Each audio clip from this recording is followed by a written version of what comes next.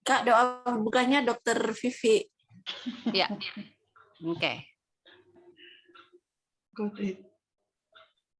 Ya, Baik, selamat sahabat semua, selamat sore. Senang sekali kita kembali bertemu di PGSSI. Pada sahabat ini kita akan belajar tentang pelajaran sekolah sahabat dengan narasumber Pendeta Dr. Jonathan Kuntara.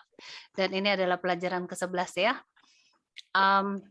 Sebelumnya kita akan memulai acara ini tentunya dengan doa buka dan sudah bersedia untuk melayangkan doa Dr. Vivi Pandoy. Namun sebelumnya saya mau ingatkan kepada kita kembali, jika mau bertanya nanti boleh ketik pertanyaannya di kolom chat, dan jika ingin bertanya langsung bisa klik raise hand.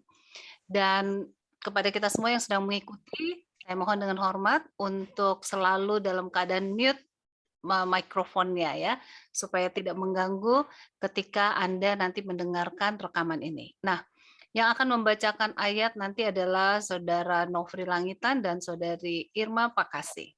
Mari kita sama-sama berdoa. Kami undang kesediaan Dr. Vivi untuk buka dalam doa. Dalam doa,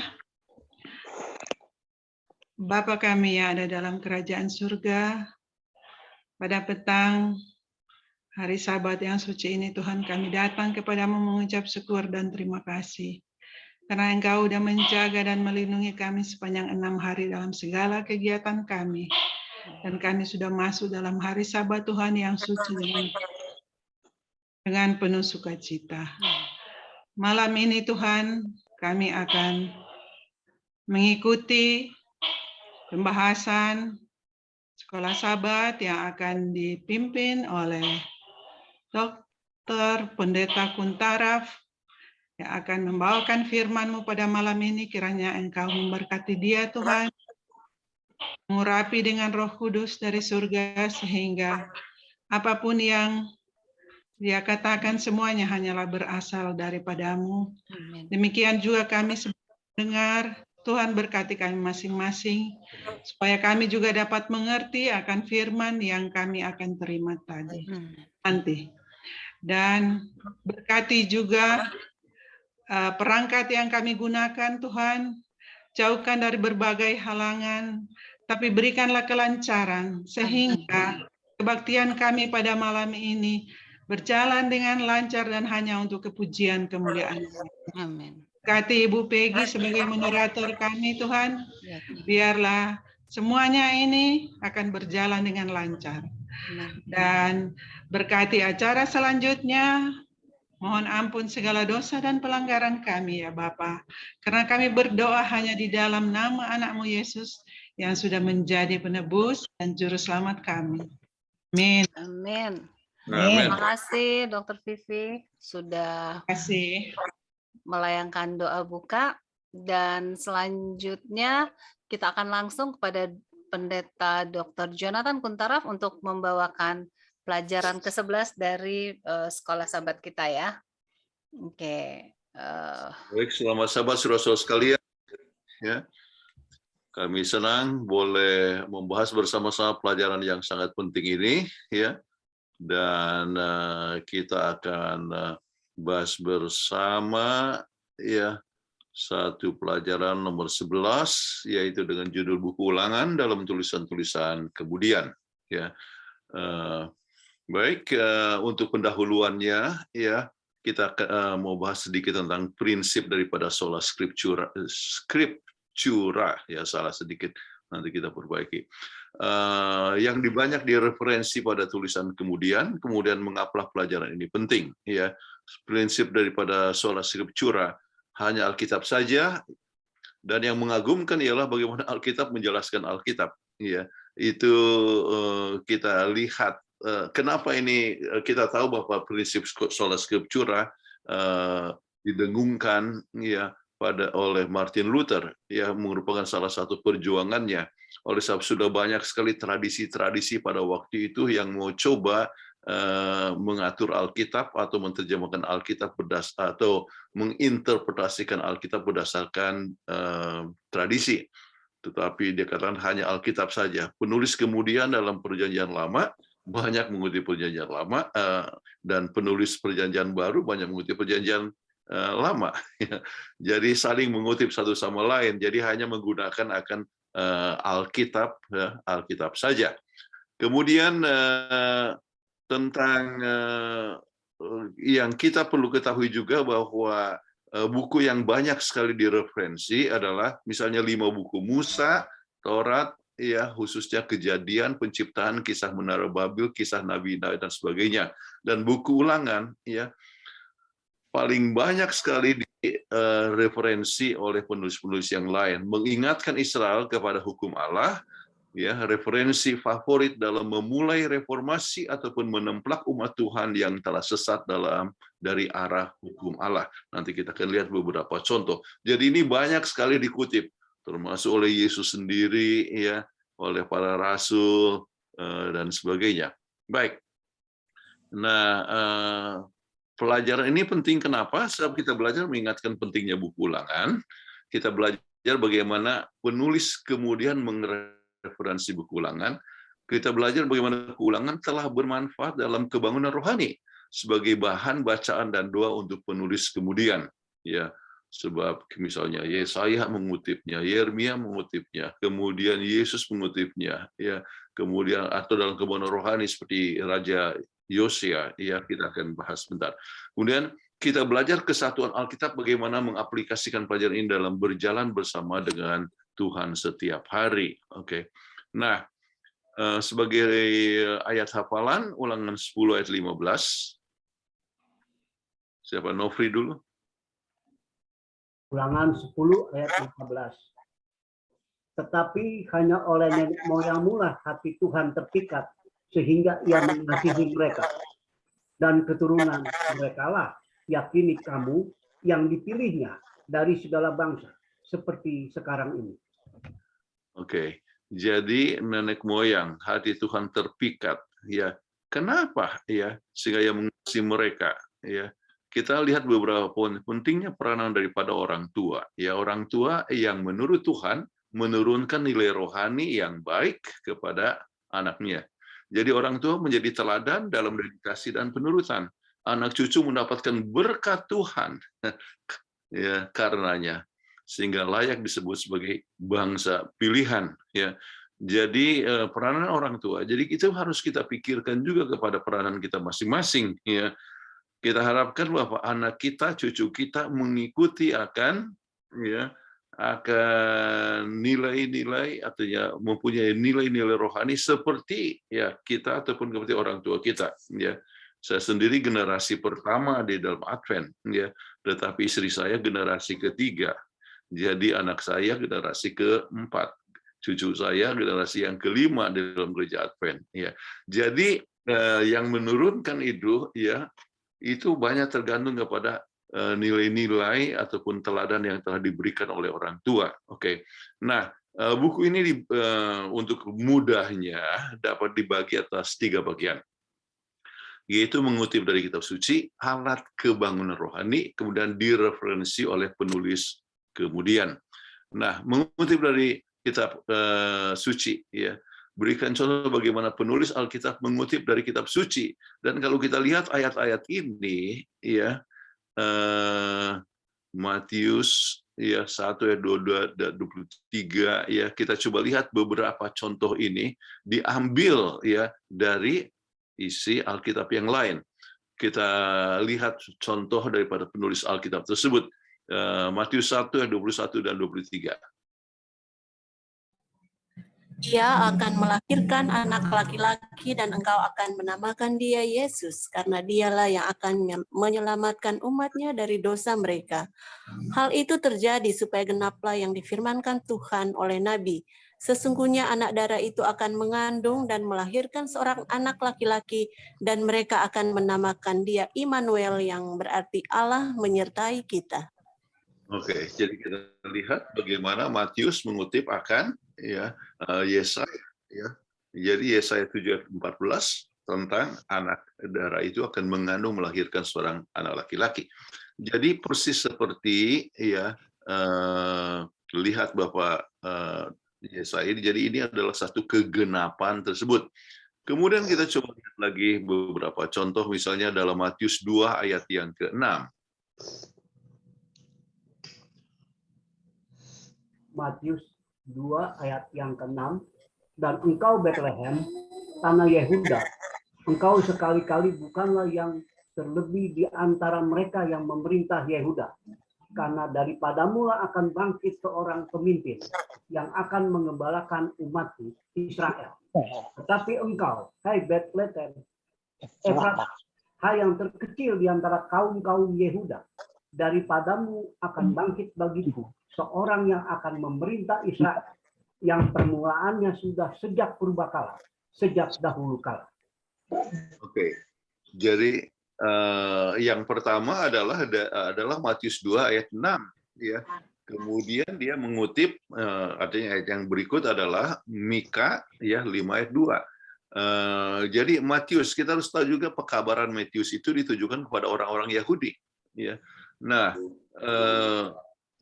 pekabaran untuk orang Yahudi maka menggunakan ayat-ayat yang dipercaya oleh orang Yahudi. Jadi itulah sebabnya kita bisa melihat bagaimana itu mengutip akan ayat-ayat tersebut. Jadi Yesus adalah suatu kegenapan. Kita ambil contoh yang lain, yaitu Matius 2 ayat 17 dan 18 ya. Dengan demikian genaplah firman yang disampaikan oleh Nabi Yeremia. Terdengarlah suara di Rama, tangis dan ratap yang amat sedih. Rahel menangisi anak-anaknya dan ia tidak mau dihibur, sebab mereka tidak ada lagi. Oke, jadi ini berbicara tentang bagaimana Herodes telah membunuh akan orang-orang di Bethlehem. Oke. Jadi apa yang terjadi ini sudah dinubuatkan oleh Yeremia. Dan itulah yang dikutip oleh Matius. Oke. Nah, kita coba lihat, itu adalah bagian yang pertama. Ya, mengapa penulis Alkitab itu melihat bagian dari Alkitab yang lain sebagai otoritatif, ya, cukup mempunyai kuasa sampai mereka mengutipnya. Maka kita lihat dasarnya dalam 2 Timotius 3 16 dan 17 dan 2 Timotius 1 19 dan 20. 2 Timotius 3 ayat 16 sampai 17. Segala tulisan yang diilhamkan Allah memang bermanfaat untuk mengajar, untuk menyatakan kesalahan, untuk memperbaiki kelakuan, dan untuk mendidik orang dalam kebenaran. Dengan demikian, tiap-tiap manusia kepunyaan Allah diperlengkapi untuk setiap perbuatan baik. 2 Petrus 1 ayat 19 sampai 21, yang terutama harus kamu ketahui ialah bahwa nubuat-nubuat dalam kitab suci tidak boleh ditafsirkan menurut kehendak sendiri. Sebab tidak pernah nubuat dihasilkan oleh kehendak manusia, tetapi oleh dorongan Roh Kudus, orang-orang berbicara atas nama Allah. Terima kasih. Nah, penulis kemudian mengutip. Kenapa? Mereka melihat bahwa Alkitab itu diinspirasikan Tuhan. Mereka percaya sepenuhnya kepada Tuhan. Tuhan sendiri memberikan inspirasi kepada mereka untuk mengutip ayat yang tepat. Ya. Jadi semua dibimbing oleh Roh Kudus di dalam penulisan tersebut, sehingga dalam mengutip itu pun ya adalah dapatkan sesuatu yang tepat sesuai dengan ya firman Allah. Ini menunjukkan kesatuan dari Alkitab yang datang dari satu sumber. Ya. Dan apa itu sumber? Yaitu Allah sendiri. Ya. Yang telah menuntun penulis-penulis itu menuliskan dengan sesuai dengan kehendak Tuhan. Baik, nah sekarang di mana Yesus mengutip Alkitab dari bahasa Ibrani, ya Matius 4, sebetulnya 4 ayat 7 dan 10, tetapi berikan saja satu ayat, yaitu ayat yang keempat dari Matius 4. Tetapi Yesus menjawab, ada tertulis manusia hidup bukan dari roti saja, tetapi dari setiap firman yang keluar dari mulut Allah.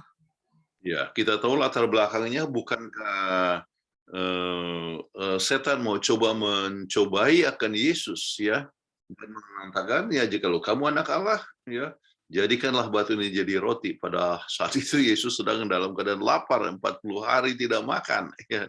Tetapi dia katakan manusia hidup bukan roti saja. Jadi ada tertulis ya.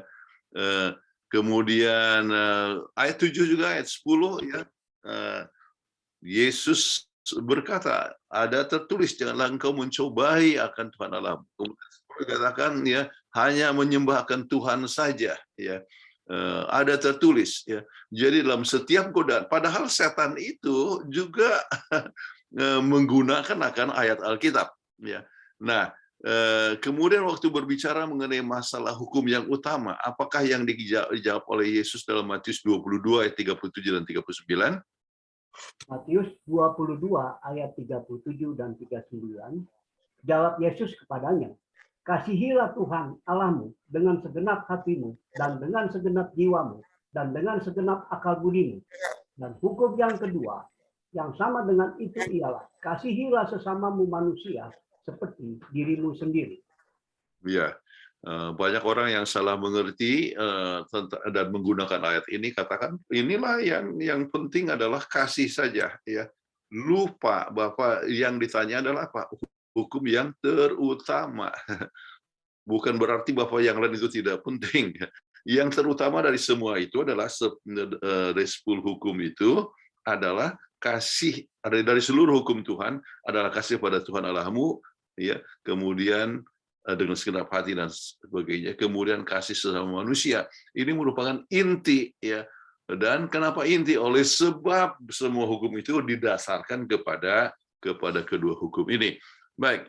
Nah, bagaimana contoh ini memberikan pengaruh kepada bagaimana kita membaca Alkitab sekarang ini? Baik, beberapa pelajaran penting yang perlu kita tekankan. Setan juga mengutip dari Alkitab, namun ia mengutip dengan salah konteks. Banyak orang menginterpretasikan ayat-ayat Alkitab sekarang ini. Hati-hati, ya. Setan juga gunakan Alkitab, ya. Jadi cara terbaik menjawab argumentasi adalah dengan apa? Alkitab, ya. Jadi kalau misalnya orang mengatakan ya saya Alkitab itu tidak perlu lagi, artinya soal Sabat tidak perlu misalnya, gunakanlah Alkitab. Bagaimana Yesus pelihara hari Sabat, bagaimana rasul-rasul pelihara hari Sabat. Kemudian Yesus sendiri katakan bahwa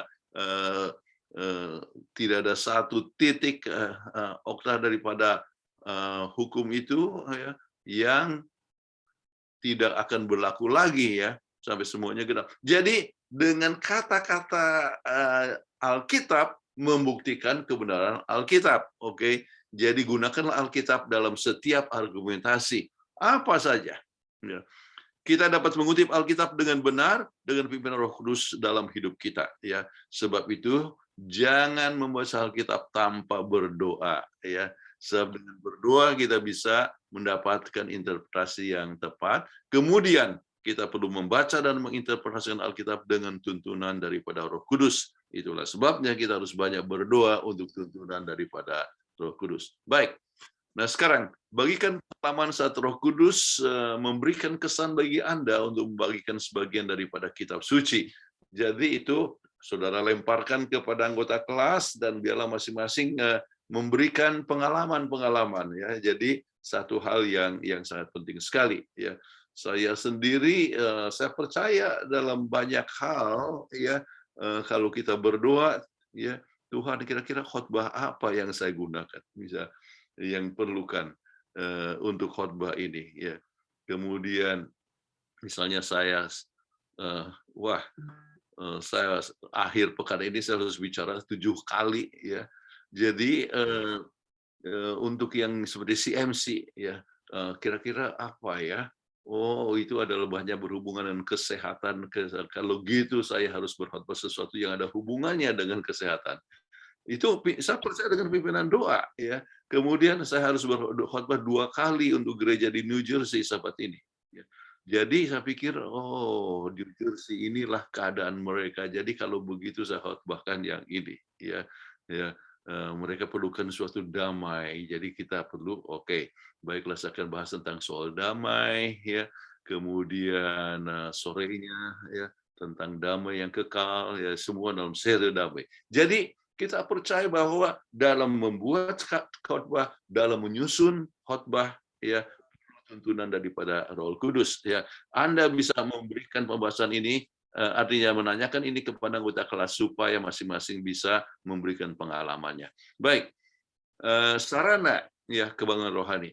Berapa tahun setelah menulis buku Ulangan, ya maksudnya Musa yang tulis buku Ulangan, ya di bawah pimpinan Roh Kudus, ya Hilkia imam itu menemukan buku hukum.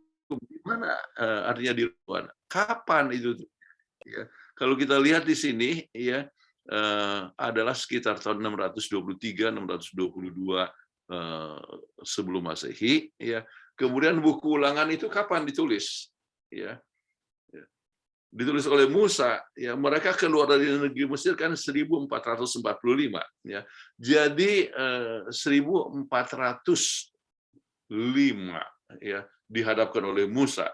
Jadi ini lebih kurang hampir 800 tahun kemudian. Ya. Kemudian bagaimana? Daniel juga kira-kira hidup atau lahir pada waktu ini, sebab pada saat 606 pada saat dia dibawa ke Babilonia, waktu itu dia sekitar umur berapa? 18 tahun. Ya. Jadi kira-kira waktu inilah dia punya kelahiran.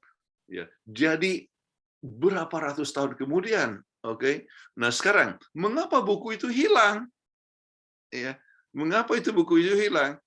Ya, maka itu saudara bisa diskusikan dan tanyakan bagaimana anggota kelas. Buku itu hilang kenapa? Ya, maka kita akan tiba kepada hal bagaimana dalam masa ratusan tahun mereka kadang-kadang maksa hakim-hakim, coba bayangkan, lupa sekali dan sebagainya.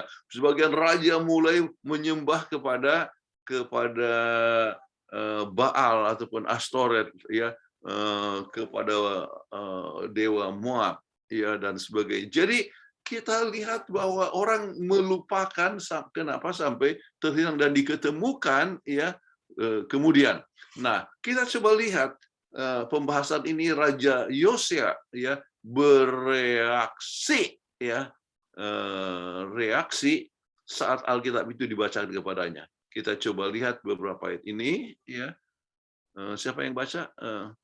Nofri atau Irma? Saya pendeta. Oke, silakan. Segera sesudah raja mendengar perkataan kitab Taurat itu, dikoyakkannya pakaiannya. Sesudah itu raja menyuruh orang mengumpulkan semua tua-tua Yehuda dan Yerusalem. Kemudian pergilah raja ke rumah Tuhan bersama-sama dengan dia, semua orang Yehuda dan semua penduduk Yerusalem, para imam, para nabi, dan seluruh orang awam dari yang kecil sampai yang besar. Dengan didengar mereka, ia membacakan segala perkataan dari kitab perjanjian yang ditemukan di rumah Tuhan itu. Sesudah itu berdirilah raja dekat tiang dan diadakannya perjanjian di hadapan Tuhan untuk hidup dan mengikuti Tuhan dan tetap menuruti perintah-perintahnya, peraturan-peraturannya dan ketetapan-ketetapannya dengan segenap hati dan dengan segenap jiwa, dan untuk menepati perkataan perjanjian yang tertulis dalam kitab itu, dan seluruh rakyat turut mendukung perjanjian itu. Terima kasih. Dan kalau kita sesudah itu bisa baca seluruh pasal, saudara-saudara, yaitu pasal 23 itu apa yang dia buat, ya, luar biasa sekali, ya. Bagaimana dia meruntuhkan itu berhala, ya, kemudian satu kebangunan rohani yang sangat luar biasa. Dan puncaknya adalah kita lihat dalam 2 Raja-Raja 23-25, ya. Nofri. Sebelum dia, tidak ada raja seperti dia yang berbalik kepada Tuhan dengan segenap hatinya, dengan segenap jiwanya, dan dengan segenap kekuatannya, sesuai dengan segala Taurat Musa. Dan sesudah dia, tidak ada bangkit lagi yang seperti dia. 2 Raja 23 ayat 25. Luar biasa, ya. Jadi satu kebangunan rohani yang sangat luar biasa. Kenapa? Sebab diketemukannya akan hukum Tuhan. Oke, baik. Nah, sekarang kemana rohani daripada Yosea ini?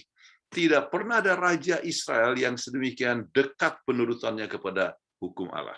Ya, semua berhala yang telah dikumpulkan raja sebelumnya dihancurkan sesuai dengan perintah Ulangan 12 ayat 2-3. Tuhan memberkati pemerintahan Yosia lebih dari 30 tahun dia menjadi raja.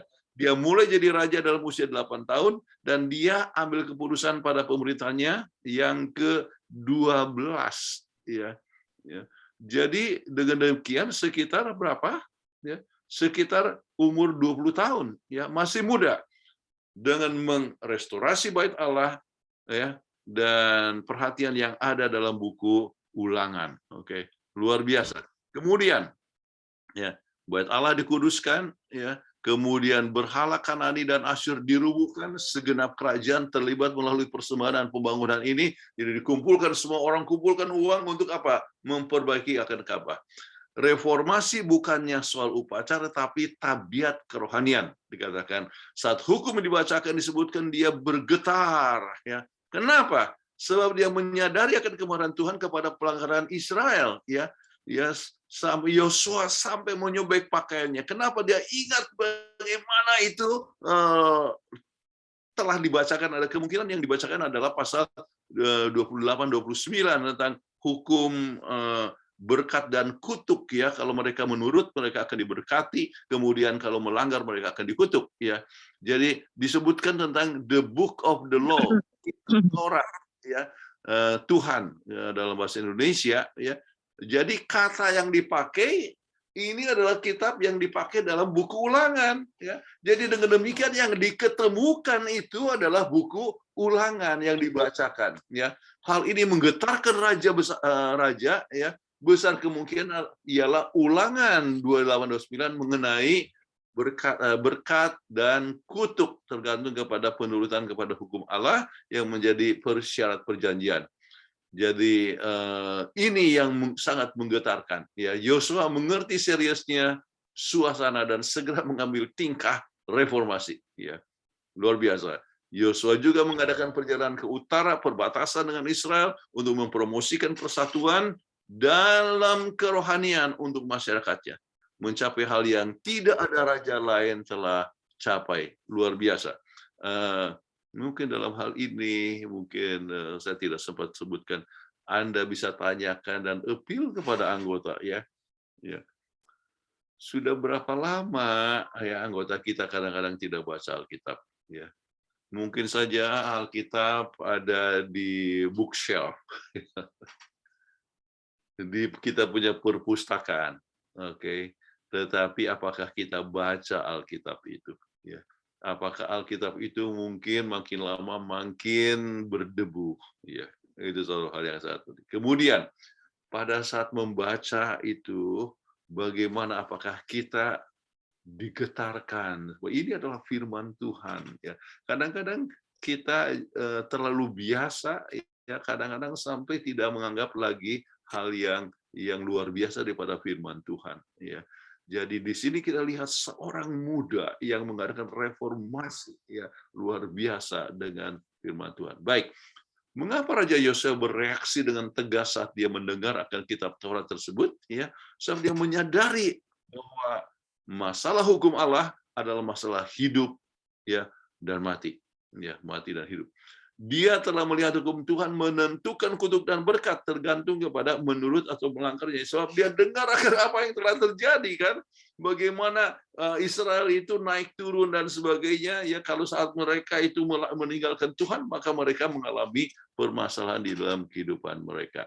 Baik, ini Peggy boleh tolong baca kutipan dari Mrs. White. Dalam pembaruan sebagai tindakan selanjutnya, Raja mengalihkan perhatiannya kepada pemusnahan setiap bentuk penyembahan berhala yang tersisa.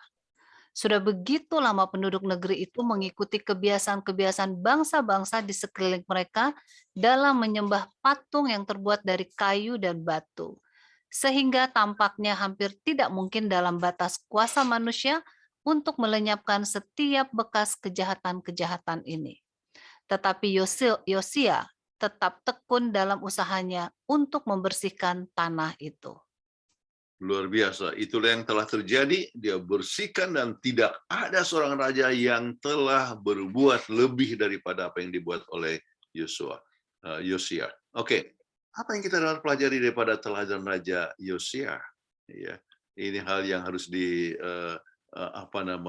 diringkan di dalam Anda punya pembahasan apa kira-kira, ya? Apakah kita juga mencari akan hukum Tuhan, ya? Apakah kita baca firman Tuhan, ya?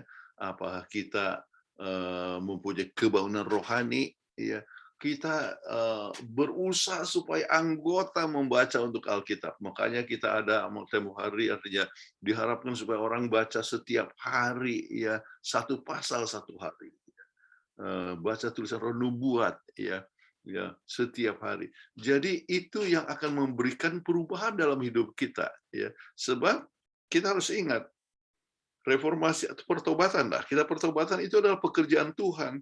Jadi kita harus berikan waktu kepada Tuhan supaya Tuhan bekerja dalam diri kita, dan bagaimana caranya kita dapat berubah, yaitu artinya bagaimana Tuhan bekerja melalui firman Tuhan, ya, melalui doa, melalui meditasi akan firman Tuhan. Jadi kalau kita tidak pakai baca firman Tuhan, maka kita tidak cukup peka, ya, kepada hukum Tuhan, ya, firman Tuhan, dan akan kita hidup dalam suatu pelanggaran. Baik. Nah, sekarang kita masukkan kepada buku yang dikutip atau direferensi oleh penulis-penulis yang lain yang membuat juga satu reformasi. Nah, sekarang bacaan buku hukum Allah pada zaman Ezra dan Nehemia. Ada, kita lihat beberapa sumber di sini, ya. Kita coba lihat, ya. Wah, ini Nehemia 8 ayat 1 sampai 8, cukup panjang. Siapa yang baca sekarang? Nofri?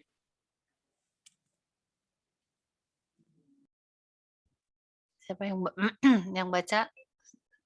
Oke, kalau tidak saya baca, ya. Nehemia 8 ayat 1 sampai 8.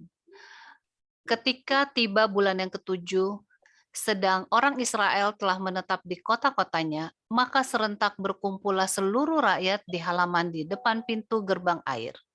Mereka meminta kepada Ezra ahli kitab itu, supaya ia membawa kitab Taurat Musa, yakni kitab hukum yang diberikan Tuhan kepada Israel.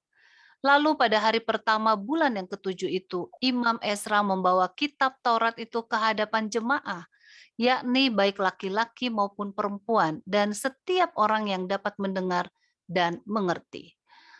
Ia membacakan beberapa bagian daripada kitab itu di halaman di depan pintu gerbang air dari pagi sampai tengah hari di hadapan laki-laki dan perempuan dan semua orang yang dapat mengerti. Dengan penuh perhatian seluruh umat mendengarkan pembacaan kitab Taurat itu. Ezra, ahli kitab itu, berdiri di atas mimbar kayu yang dibuat untuk peristiwa itu. Di sisinya sebelah kanan berdiri Matika, Sema, Anaya, Uria, Hilkia, dan Maasea. Sedang di sebelah kiri berdiri Pedaya, Misael, Malkia, Hasum, Hasbadana, Zakaria, dan Mesulam. Ezra membuka kitab itu di depan mata seluruh umat, karena ia berdiri lebih tinggi dari semua orang itu. Pada waktu ia membuka kitab itu, semua orang bangkit berdiri. Lalu Ezra memuji Tuhan, Allah yang maha besar, dan semua orang menyambut dengan amin, amin, sambil mengangkat tangan. Kemudian mereka berlutut dan sujud menyembah kepada Tuhan dengan muka sampai ke tanah. Juga Yesua, Bani, Serebia, Yamin, Akub, Sabetai, Hodia, Maasea, Kelita, Asaria, Yozabat, Hanan, Pelaya, yang adalah orang-orang Lewi, mengajarkan Taurat itu kepada orang-orang itu, sementara orang-orang itu berdiri di tempatnya. Terima kasih. Berapa lama mereka bacakan? Ya, coba lihat di sini, ya. Dari pagi sampai tengah hari. Ya. Jadi dari pagi sampai tengah hari, ya. Jadi dibaca terus akan hukum Tuhan tersebut. Makanya ada pertanyaan, sejak kapan kita terakhir membaca dan menggunakan waktu untuk membaca Alkitab dengan cukup lama? Oke. Nah, kita coba lihat apa yang terjadi pada hari yang kedua, ya, dan seterusnya. Nofri bisa dapat? Oh, nggak bisa. Baik, saya Oh. bantu. Nehemia 8 ayat 14. Pada hari yang kedua, kepala-kepala kaum keluarga seluruh bangsa, juga para imam dan orang-orang Lewi berkumpul pada Ezra, ahli hukum Taurat itu, untuk menelaah kalimat-kalimat Taurat itu. Nehemia 9 ayat 3, sementara mereka berdiri di tempat, dibacakanlah bagian-bagian daripada kitab Taurat Tuhan, Allah mereka, selama 1/4 hari. Sedang 1/4 hari lagi mereka mengucapkan pengakuan dan sujud menyembah kepada Tuhan Allah mereka. Oke, jadi kita coba lihat 1/4 hari. Berapa ini 1/4 hari ya? Jadi kalau satu hari itu 24 jam, itu berarti bahwa 6 jam mereka bacakan, sesudah itu 6 jam kemudian ya mengucapkan pengakuan, ya menyembahkan Tuhan, mengucapkan syukur, ya dan sebagainya. Jadi pengakuan artinya mengadakan satu reformasi luar biasa sekali, ya. Jadi saling mengakui dosa dan sebagainya. Jadi kita coba lihat di sini. Sama seperti Yosia, reformasi Nehemia didorong oleh pembacaan hukum Allah. Orang-orang juga membacakan yang sama, yaitu apa? Book of the Law, ya, atau Kitab Taurat Tuhan. Ya, ini memberikan konteks yang sama dengan Yosia, yaitu pertobatan. Ya, jadi perkumpulan dan puasa terjadi pada tanggal 24 bulan 7 ya Nehemia, ya ini dibandingkan dengan Nehemia 8:14. Ini adalah masa kudus, yaitu hari perdamaian yang diteruskan dengan pesta tabernakel termasuk hari ke-8. Jadi mereka mengadakan satu reformasi dan dimulai dengan membacakan akan hukum Allah. Oke. Berhubungan dengan buku Ulangan dengan memulai berkat dan meninggikan pencipta yang perlu ditinggikan lebih dahulu dari segala sesuatu, ya.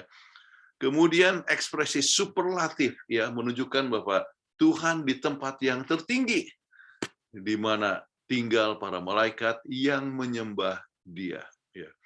Kemudian doa diteruskan untuk mengingatkan perjanjian yang menjadi dasar struktur daripada buku Ulangan dan untuk semua yang Tuhan orang Israel, bagaimana Tuhan mempedulikan mereka untuk 40 tahun ya, untuk 40 tahun di padang belantara dibandingkan dengan Ulangan 2 ayat 7. Ya, kemudian kekerasan kepala pemberontakan orang Israel yang keras tengkuk ya dibandingkan dengan Ulangan 1 ayat 26 dan 23 ya. Jadi mereka membacakan semua. Kemudian itulah yang telah dibuat ya, dan mereka tidak berdoa dari kejahatan mereka ya yang telah terjadi dibandingkan dengan Ulangan ini, tetapi Nehemia mengakui ya bahwa umat Tuhan sekarang menuai akan buah dari pelanggaran mereka di masa lalu dibandingkan dengan kutuk dari perjanjian. Jadi itu disebutkan oleh Nehemia ya, mereka mengalami berbagai macam kutuk dan sebagainya. Kita ingat bahwa ini Nehemia ini berbicara sesudah Babylonian captivity ya, sesudah masa 70 tahun, sesudah merasa penawaran. Jadi mereka melihat apa yang telah terjadi ya. Jadi Nehemia menyimpulkan doanya dengan pemikiran mengenai rahasia daripada perjanjian tersebut ya. Jadi pertanyaannya yang kembali adalah kapan kita menggunakan cukup waktu dalam membaca firman Allah. Ini harus ditanyakan dari hati ke hati kepada anggota kita. Baik, referensi dan ini penggunaan kata allusions kepada buku Ulangan oleh penulis Alkitab lainnya. Baik, Mazmur 148 ayat 4. Ya. Pujilah Yuk. Dia, hai langit yang mengatasi segala langit, hai air yang di atas langit. Ulangan 10 ayat 14, sesungguhnya Tuhan Allahmu lah yang empunya langit, bahkan langit yang mengatasi segala langit dan bumi dengan segala isinya. Ya, jadi menyebutkan tentang ini yang sudah disebutkan di dalam Ulangan 10 ayat 4. Ya, memuji akan Tuhan, ya, akan Dia yang di atas segala langit. Kemudian bagaimana dengan Salomo, ya, masih dalam konteks Ulangan 10 ayat 14, ya, dalam 1 Raja-Raja 8 ayat 27. Nofri enggak bisa? Oh, enggak bisa Nofri, ya. Irma? Oke, tetapi benarkah Allah hendak diam di atas bumi? Sesungguhnya langit, bahkan langit yang mengatasi segala langit pun tidak dapat memuat Engkau. Terlebih lagi rumah yang kudirikan ini. Jadi kembali dia pun mengutip akan ayat yang sama. Baik, kemudian kita coba lihat dengan Yeremia. Ya, Allah mengulangi apa yang telah dituliskan dalam Ulangan 4 ayat 29. Jadi di dalam Yeremia 29 ayat 13, apa yang dikatakan di situ? Apabila kamu mencari aku, kamu akan menemukan aku. Apabila kamu menanyakan aku dengan segenap hati. Oke, jadi mencari akan mendapat dan itu betul-betul terjadi. Baik, jadi kita lihat bahwa penulis-penulis itu, ya, Nabi mengutip akan apa yang telah dituliskan sebelumnya. Kemudian termasuk Nabi Daniel, ya, Daniel 10 ayat yang ke-11, Daniel 9 ayat 10 dan 11, ya, Peggy. Daniel 9 ayat 10 dan 11, dan tidak mendengarkan suara Tuhan Allah kami yang menyuruh kami hidup menurut hukum yang telah diberikannya kepada kami dengan perantaraan para nabi, hamba-hambanya. Segenap orang Israel telah melanggar hukum-Mu dan menyimpang karena tidak mendengarkan suara-Mu. Sebab itu telah dicurahkan ke atas kami kutuk dan sumpah yang tertulis dalam kitab Taurat Musa, hamba Allah itu, sebab kami telah berbuat dosa terhadap Dia. Dan itu adalah satu hal yang kita bisa lihat di dalam Ulangan 28 ayat 15, ya. Jadi mengenai masalah kutuk dan berkat, ya. Jadi Daniel mengekspresikan itu, ya, apa yang telah tertulis, ya, di dalam buku Ulangan itu sendiri, ya. Baik. Nah, sekarang, ya, bagaimana dengan dua Daniel? Irma? Sama seperti Yosia dan Nehemia, Nabi Daniel mempunyai keadaan yang sama dalam berdoa dan berkabung saat membaca hukum Taurat Musa dan berdoa mengenai malapetaka yang telah datang kepada umat Tuhan atas pelanggaran dan ketidaksetiaan. Dan itu sudah keterangan saya, tetapi di dalam Daniel 9 ayat 13 dibandingkan dengan Ulangan 28 ayat 15 sampai 68, ya, mengenai masalah kutuk dan berkat dan sebagainya. Berbagai macam malapetaka mereka alami. Jadi itu adalah sesuatu perkara yang dikutip oleh Daniel di dalam doanya. Baik. Nah, kita coba ambil kesimpulan, ya, Nabi, Rasul, dan penulis Alkitab adalah pembaca Alkitab dan dipimpin oleh Roh Allah sehingga dapat mengutip atau memberikan referensi dari Alkitab yang mendukung tulisannya. Ya. Melihat kepada pengalaman dari Raja Yosia, Nehemia, dan Daniel, pertobatan mereka terjadi setelah membaca akan kitab Taurat Tuhan. Jadi membacakan firman Allah membawa kepada kebangunan rohani dan reformasi. Ya, itulah sebabnya kita perlu mengajak anggota kita untuk membaca Alkitab dengan lebih banyak. Oke. Adanya kesatuan Alkitab sebab sumbernya adalah satu. Setiap pelajaran Alkitab atau khotbah haruslah menunjukkan kesatuan tersebut dan menghindarkan interpretasi yang di luar konteks. Ya, jadi banyak orang yang menggunakan Alkitab tetapi di luar konteks, itu yang kita harus ingat. Ya, makanya gunakan Alkitab untuk menjawab Alkitab. Jangan gunakan hanya pendapat pribadi. Kemudian Tuhan bisa menggunakan Raja Yosia, seorang muda, ya. Jadi kapan, ya, dia hidup, ya, artinya usia berapa? Waktu dia memperbaiki Ka'bah itu adalah umur 20 tahun. Waktu dia mendapatkan akan itu hukum Tuhan itu adalah umur 26, ya. 26 tahun, ya, sebab dikatakan pada pemerintahan yang ke-18 daripada Raja Yosia. Waktu kita tahu bahwa dia mulai jadi raja umur 8 tahun, ya. Jadi dalam usia yang sangat muda, kan, 20 tahun, 26 tahun, seorang muda untuk pekerjaan reformasi. Tuhan juga bisa menggunakan orang muda sekarang ini. Ini yang kita harus tekankan kepada anggota kita. Jadi kita bisa gunakan orang muda untuk reformasi sekarang ini. Baik, kemudian kita coba lihat beberapa untuk aplikasi. Ya, Anda berada di satu jemaat yang tidak menghidupkan terang yang telah diberikan. Apakah sikap Anda?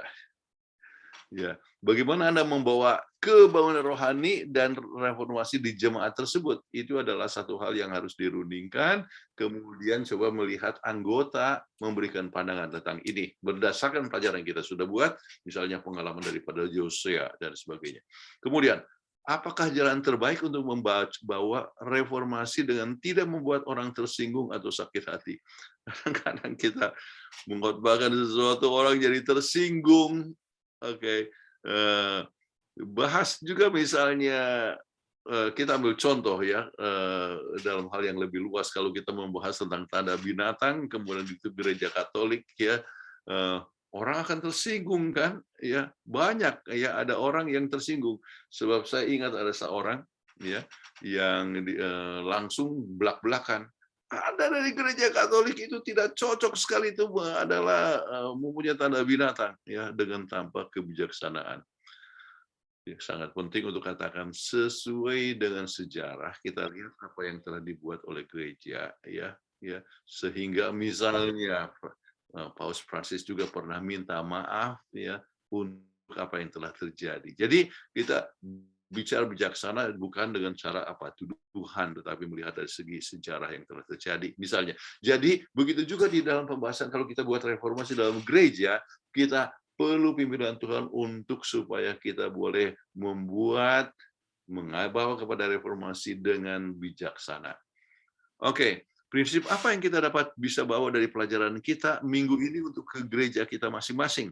Ya, kemudian ini saya ingin apakah kita membaca, menulis dan menginterpretasikan Alkitab dengan konteks yang benar? Ya, itu adalah satu hal yang kita harus ingat. Ya, kita perlu pimpinan Tuhan. Ya, sebab ingat apa yang dikatakan oleh Yesus sendiri, ya bahwa Roh Kudus itu akan membawa kita kepada segala kebenaran. Ya, jadi kita harus dipimpin oleh Roh Tuhan untuk membawakan kebenaran. Ya.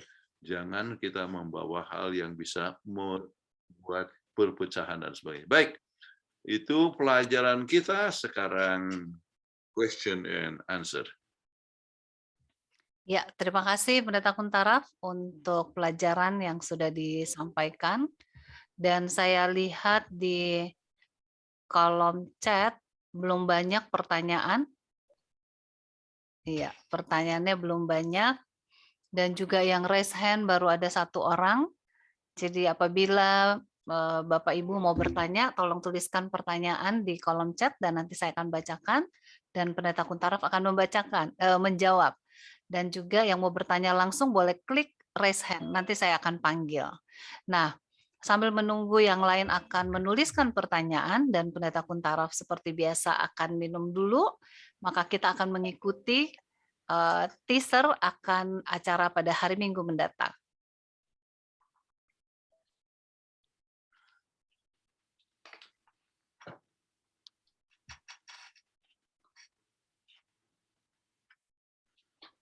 Ya, silakan Daniel.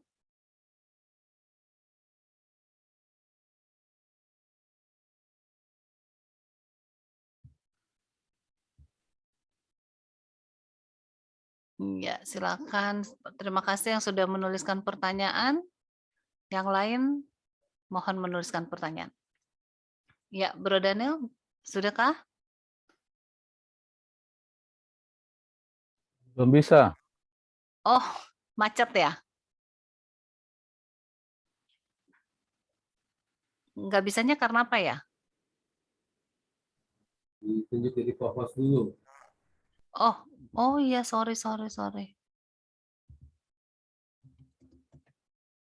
Iya, benar-benar. Saya tadi karena hilang jadi lupa. Oke. Kalau begitu saya akan bacakan pertanyaan yang ada di sambil Bro Daniel siapkan. Saya akan bacakan dulu pertanyaan. Ya. Ya, kita ada pertanyaan di sini dari Ibu Evi, ya.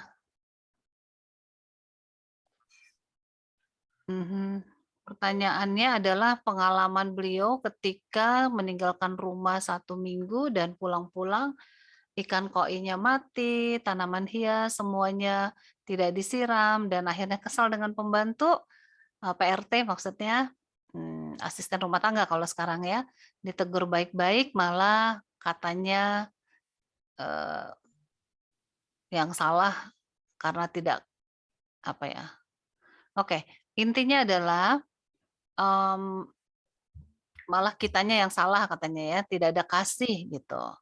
Kemudian dosa ya menegur PRT yang sudah lalai menjalankan tugasnya. Sebetulnya menegur nggak apa-apa, yang penting menegurnya dengan kasih gitu ya, memberi contoh. Silakan Pendeta Kuntaraf. Saya bisa jelaskan. Ya, silakan. Ketika saya meninggalkan rumah, saya pesan HP di on terus ya, karena kan suami pergi ke toko. Nggak mungkin kan saya ganggu. Dia bilang, oh iya. Ketika saya call, dia berada di rumah anaknya, saya nggak apa-apa sih, saya bilang, yang penting suami saya ada makan, pesan saya dijalankan. Dia bilang, oh iya nggak apa-apa. Besoknya saya call, HP mati terus. Sepanjang saya di Manado, saya ada terapi, mati terus, dia nggak mau pegang. Saya balik-balik, ikan koi saya pada ngapung. Dia cuma bilang gini, emang ikan itu harga berapa sih katanya. Saya bilang, kamu udah orang tua, saya nggak mau tegur keras deh.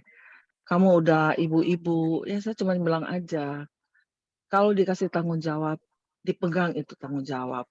Dia malah bilang, ya sepertinya saya ini kan guru sekolah sahabat dan pegang departemen rumah tangga.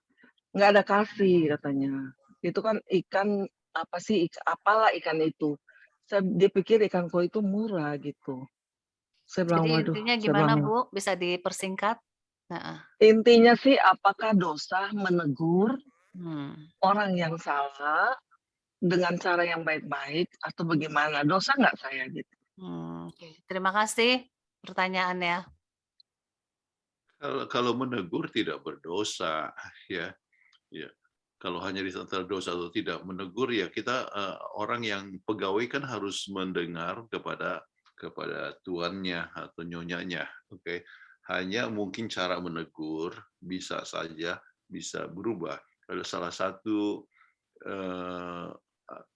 satu prinsip komunikasi, ya.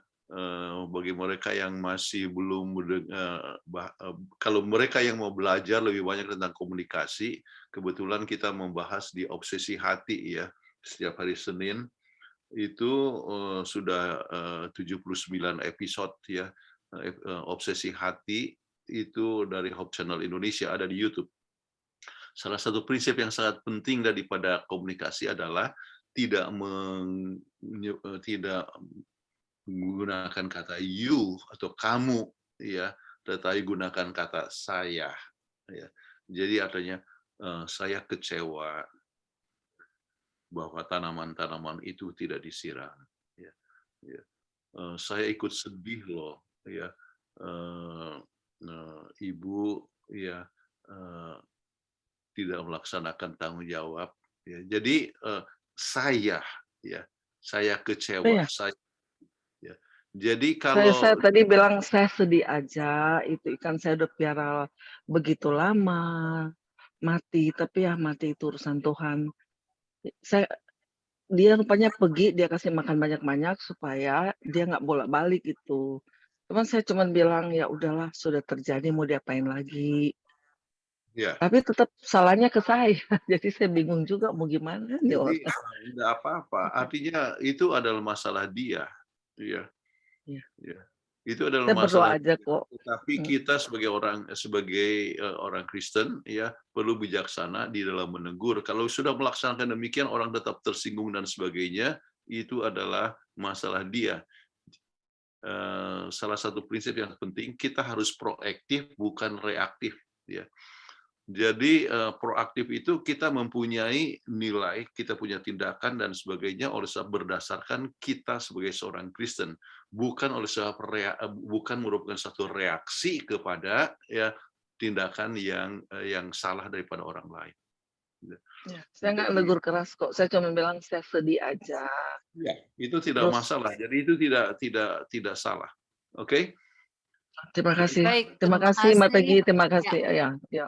selanjutnya dari Uyung. Namun sebelumnya Daniel, apa sudah bisa share screen-nya? Boleh share sekarang ya. Oke, pendeta sebentar ya, kita saksikan dulu teaser acara untuk hari Minggu.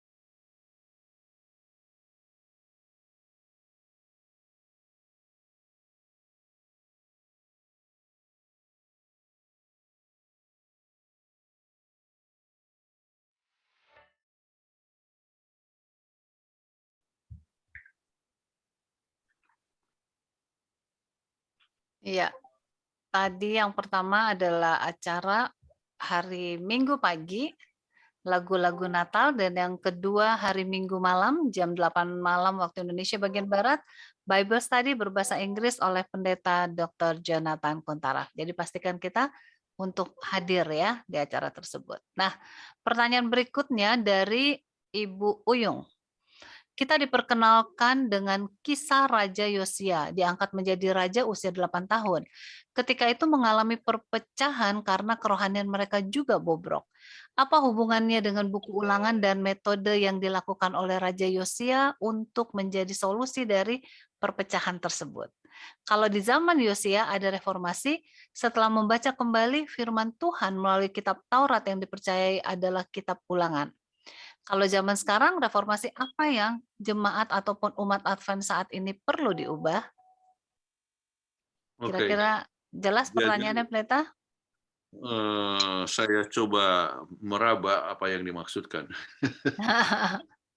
Oke, jadi mengenai reformasi. Pendeta, sorry. Ini ada tambahan pertanyaan di bawahnya. Apa yang menjadi background dari kisah Yeremia sehingga ia mencari Tuhan? Oh, ini dari Uyung Uyung. juga, betul. Oke. Yang pertama adalah tentang masalah background Joshua umur 8 tahun waktu itu. Yang menyebabkan dia itu cukup rohani oleh sebab dia dibimbing dan didampingi oleh Imam Hilkia. Ya. Jadi dengan demikian maka dia mempunyai nilai-nilai rohani yang baik. Kemudian makanya dia dalam usia 20 tahun ya dia memperbaiki akan Ka'bah, kemudian akhirnya sudah diketemukan itu hukum Allah dan memimpin akan reformasi. Jadi buku daripada dan yang ditemukan adalah buku ulangan ya sebab penggunaan katanya itu persis seperti apa yang ditulis untuk ulangan ya. Jadi menemukan akan hukum menimbulkan sesuatu reformasi yang luar biasa yang dibuat oleh Raja Yosia dan ya yang tadinya orang-orang itu banyak yang menyembah Baal, Astoret dan sebagainya, menyembah dewa-dewa Asyur ya. Jadi mereka berubah ya. Kenapa? Oleh sebab seorang pemimpin yang memimpin reformasi ya. Jadi itu adalah penting sekali pemimpin yang berdedikasi yang memimpin reformasi menyebabkan para pengikut juga ikut di dalam reformasi. Itu poin yang pertama. Yang kedua, bagaimana kita coba juga mempunyai kebenaran rohani sekarang ini ya. Kebenaran rohani yang kita butuhkan adalah supaya orang lebih banyak membaca akan Alkitab. Kalau makanya kita kita punya program kan selama ini dan sekarang masih berlangsung ya tentang membaca satu pasal di dalam satu hari ya dulu 3 pasal. Kalau Anda baca 3 pasal sehari dan hari Sabat 5 pasal kan Anda selesai baca seluruh Alkitab. Oke. Jadi Alkitab yang mendorong kita untuk lebih berdedikasi, untuk lebih berserah, sebab Alkitab adalah alat di dalam revival and reformation, kebangunan rohani dan juga untuk reformasi dalam kehidupan kita masing-masing. Jadi ajak keluarga, jemaat membaca Alkitab. Ya, ada kuasa di dalam firman Tuhan. Ya, itu untuk jawab yang kedua. Yang ketiga, apa background daripada buku Yeremia sampai dikatakan dia mencari Tuhan? Ya, background daripada Yeremia. Nah, dalam masa Yeremia waktu itu, ya, banyak pemberontakan yang telah terjadi, ya, oleh sebab raja-raja yang meninggalkan Tuhan. Jadi sekarang program daripada Yeremia yang sangat penting, ya, adalah supaya mereka itu lebih bagus menyerah kepada Babylon, ya, sebab Tuhan akan peliharakan mereka dan tidak usah takut, ya, daripada kepada bangsa yang lain. Tetapi orang-orang Israel apa yang terjadi? Mereka berpaling kepada Mesir, ya. Mereka berpaling kepada Asyur dan sebagainya yang menyebabkan mereka terpengaruh juga. Mereka bergantung kepada manusia daripada bergantung kepada Tuhan. Maka Yeremia mau coba kabarkan, ya, bukan Yeremia yang mencari Tuhan, memang dia sudah kenal Tuhan, tetapi dia coba kabarkan kepada orang-orang Israel, carilah Tuhan, maka engkau akan mendapat. Ya. Jadi oleh sebab latar belakang daripada orang yang sudah meninggalkan Tuhan, namun sudah dikatakan demikian sekalipun mereka tidak mau mendengar, ya. Dan bahkan Yeremia dianiaya, dimasukkan ke dalam sumur dan sebagainya, ya. Dan kegenapan daripada buku Yeremia betul-betul terjadi, ya, yaitu Babylon datang kemudian menguasai mereka, ya. Dan Yeremia justru diselamatkan oleh Babylon. Ya. Namun demikian pekabaran itu masih tetap berlaku. Carilah Tuhan maka kita akan mendapat. Dan itu adalah kutipan dari yang kita bisa dapatkan di dalam buku Ulangan. Ya, carilah Tuhan maka kamu akan mendapat. Ya, maka sampai sekarang juga tetap berlaku. Kalau kita mencari Tuhan kita akan mendapat. Sebab bukan hanya kita yang cari Tuhan, Tuhan juga mencari kita. Ini satu hal yang luar biasa. Dalam keadaan kesesakan rohani dan sebagainya, Tuhan selalu menggunakan alatnya, ya, yaitu mungkin orang tua, mungkin pendeta atau guru sekolah sahabat. Masing-masing kita bisa menjadi alat di dalam menjangkau orang lain. Oke? Iya, terima kasih Pendeta. Semoga menjawab ya pertanyaannya ya. Dan selanjutnya, ini malam ini pertanyaan nggak banyak Pendeta, jadi kita mungkin bisa cepat selesai. Iya. Iya, dari Pondok Kasih Pinang Ranti. Kenapa iblis sebagai penipu ulung mengatakan jika engkau anak Tuhan? Bukankah kalimat jika membuka kedoknya sendiri? Mengapa iblis tidak memakai kalimat yang lebih tidak kentara ketika mencobai Yesus? Justru itulah metode daripada setan. Ya. Dia selalu membuat sesuatu keraguan-raguan. Ya. Sama seperti di Taman Eden, ya, juga menggunakan kalimat yang bersifat meragukan. Ya. Jikalau, ya, itu kan if, ya, kamu anak Allah. Jikalau, oke, if, itu merupakan satu metode daripada setan, ya, untuk coba membuktikan bahwa kamu, ya, adalah, ya, apakah betul anak Allah atau bukan, ya. Dan dia gunakan ayat Alkitab untuk untuk menunjukkan, ya, bahwa, ya, dia tahu Alkitab yang katakan bahwa Tuhan akan peliharakan umat. Jadikanlah apa namanya batu ini menjadi roti. Ya. Jadi itu adalah metode setan untuk membuat suatu keraguan-raguan. Oke? Ya, oke. Jadi kita manusia kalau sering ragu-ragu, menunjukkan keraguan-raguan, berarti kita mengikuti metodenya setan ya pendeta ya? Iya. Kalau kita membuat metode membuat orang jadi ragu, itu metode setan. Ya. Jadi misalnya begini, sambil contoh, nggak bener ini pendeta kita ini, atau nggak bener lah gereja Advent inilah gereja yang sisa. Itu kan membuat keraguan. Jadi kalau kita membuat orang meragukan, itulah metode setan. Kalau kita ragu-ragu, ya itu berarti kita terpengaruh oleh metode setan. Ya. Oh, oke. Kita terpengaruh, tetapi kita bukan metode setan, tapi kita terpengaruh meragukan. Tetapi itulah sebabnya kita harus menggunakan apa? Alkitab supaya kita bebas dari keraguan-raguan. Amin. Which is what katakan begini. Kalau kita mau ragu-ragu, akan banyak sekali paku-paku di dinding di mana kita bisa menggantungkan keraguan-raguan kita. Ya. Tetapi kalau kita mau percaya, Tuhan akan berikan lebih banyak bukti supaya kita percaya. Ya. Jadi banyak bukti kebenaran ya Alkitab. Kalau kita harus lihat bagaimana Alkitab itu berkuasa, dan kita harus alami dalam hidup kita sehingga kita bisa betul-betul bebas dari keraguan-raguan. Keraguan-raguan, iya. Ada pertanyaan lagi sih mengenai keraguan-raguan ini, namun saya akan bacakan dulu dari Linda Lasut. Izin bertanya pendeta, bolehkah menegur kesalahan pasangan di depan keluarganya atau keluarga saya? Bolehkah zaman sekarang berani menghancurkan berhala-berhala seperti Yosia? Ini 2 pertanyaan. Izin bertanya, bolehkah menegur kesalahan pasangan di depan keluarganya atau keluarga saya? Jawabnya itu tidak tepat. Ya, gunakanlah prinsip Alkitab. Ya, apa yang dikatakan di dalam Alkitab di dalam buku Matius pasal 18 ya. Jadi bicara secara pribadi ya. Dan ingat ya, kita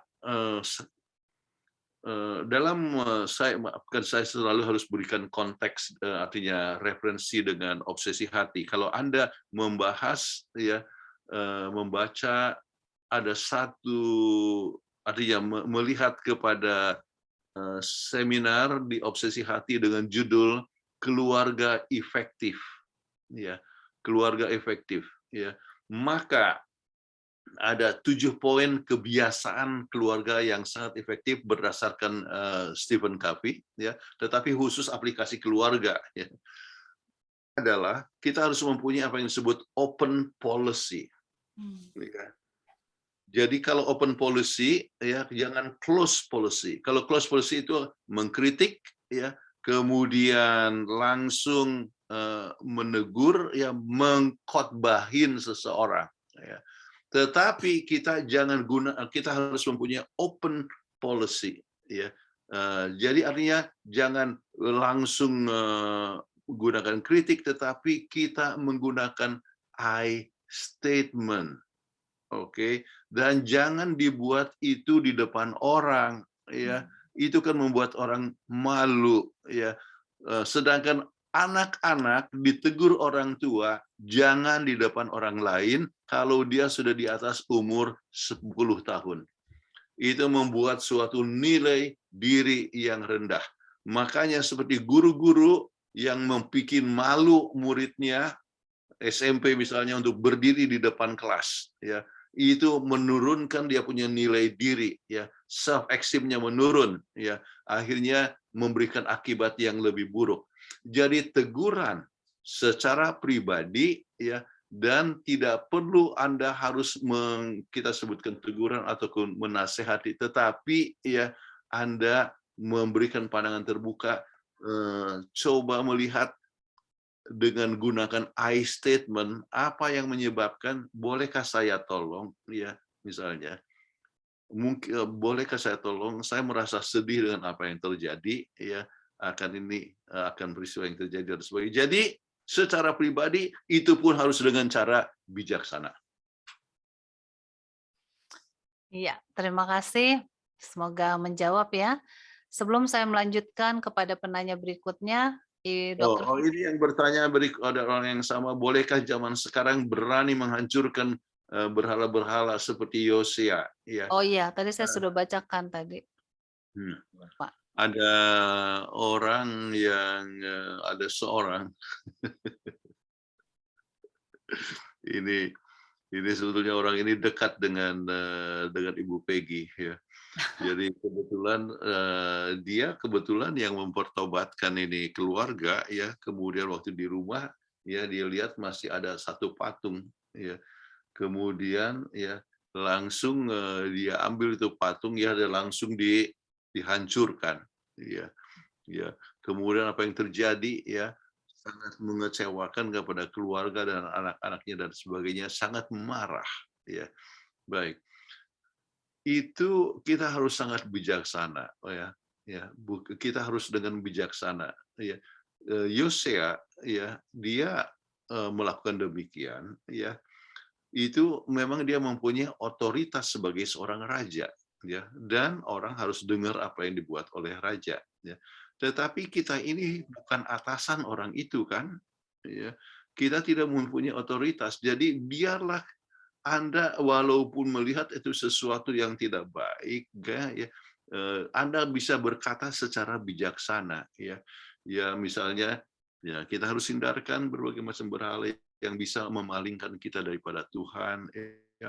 Jadi langsung ada seorang ambil langsung hancurkan, ya, itu adalah satu hal yang sangat membahayakan. Tuhan memberikan kepada kita kebijaksanaan, ya. Dan orang itu biarlah kita memberikan pilihan kepada orang tersebut untuk berlaku bijaksana. Oke? Ya, terima kasih. Dan ternyata ini pertanyaan banyak nih Pendeta. Udah masuk ya.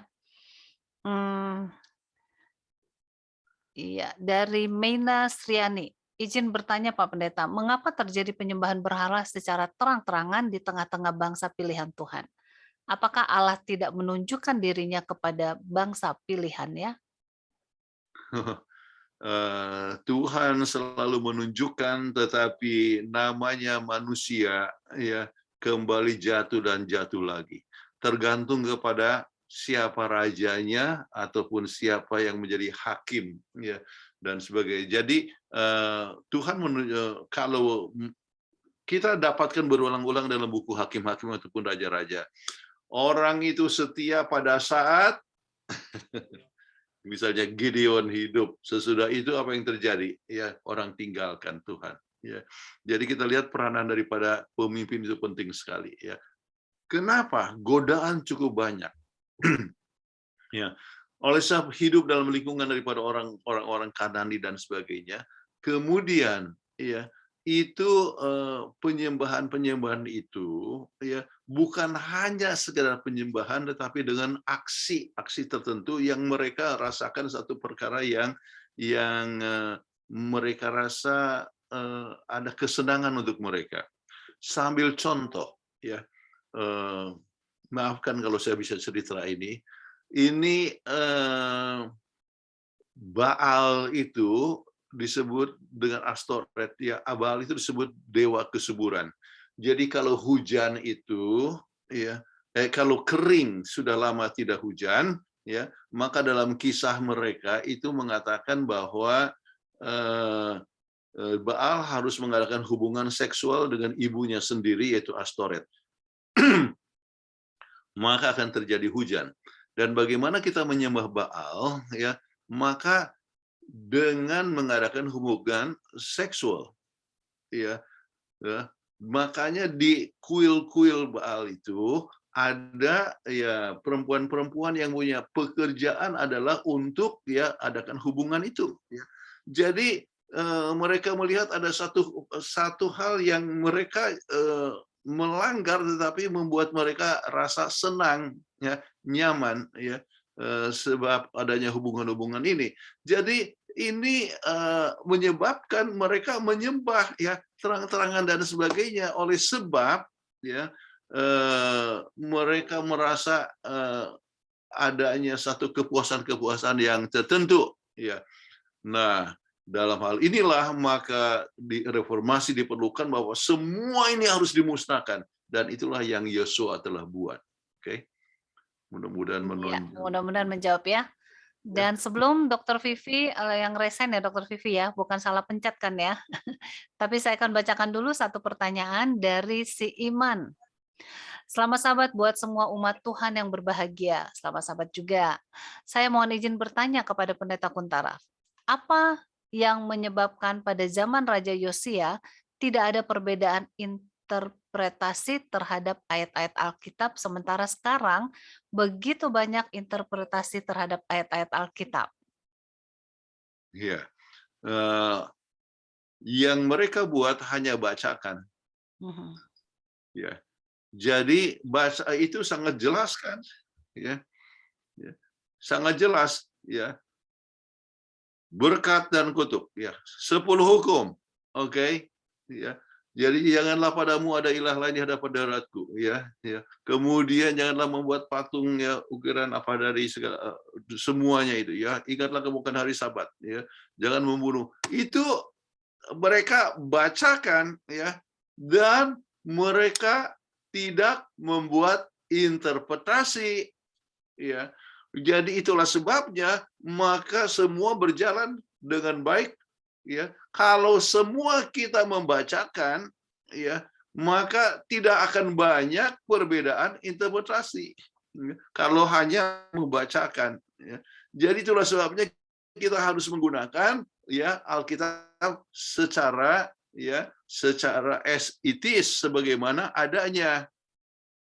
Namun, ya, ada hal-hal yang kita harus ingat oleh sebab dalam zaman perjanjian baru, ya, maka ada hal-hal yang telah digenapi, ya, misalnya, ya, korban-korban itu bakaran dan sebagainya kan kita tidak perlu lagi bawa sapi atau bawa domba dan sebagainya. Jadi maka kita lihat bahwa ini ada perlu interpretasi, ya. Kalau dulu tidak ada lagi interpretasi, ya, hanya bacakan saja, ya. Tetapi sekarang ada interpretasi, oh ini sudah tidak berlaku lagi, ya.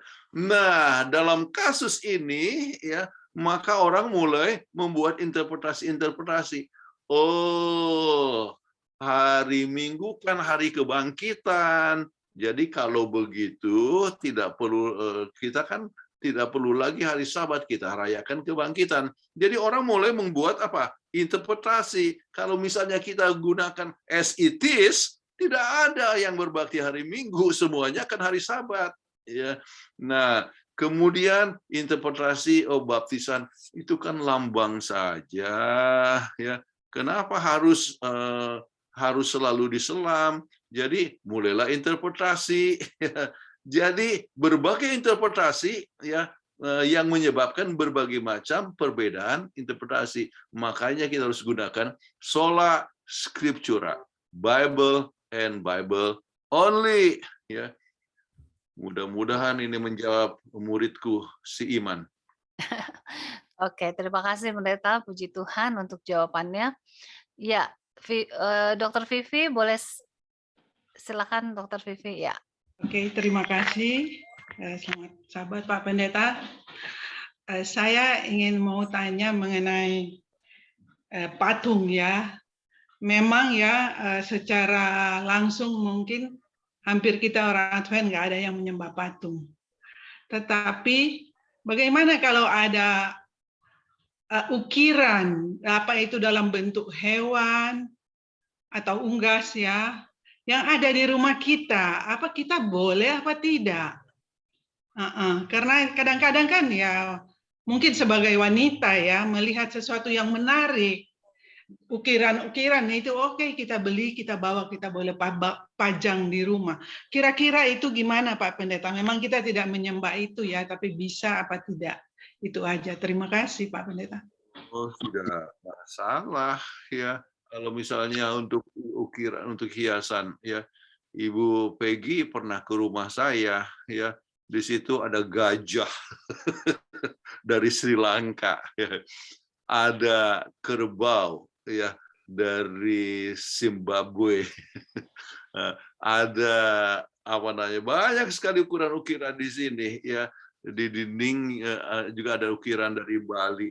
Kalau ukiran untuk hiasan, untuk dekorasi tidak jadi masalah, tetapi yang dilarang itu ya adalah yang coba menggambarkan Tuhan. Nah, itu berbahaya ya. Sebab itu merendahkan Tuhan. Tuhan tidak bisa digambarkan dengan sesuatu perkara yang bersifat buatan manusia ya, apalagi menyembahnya. Jadi itu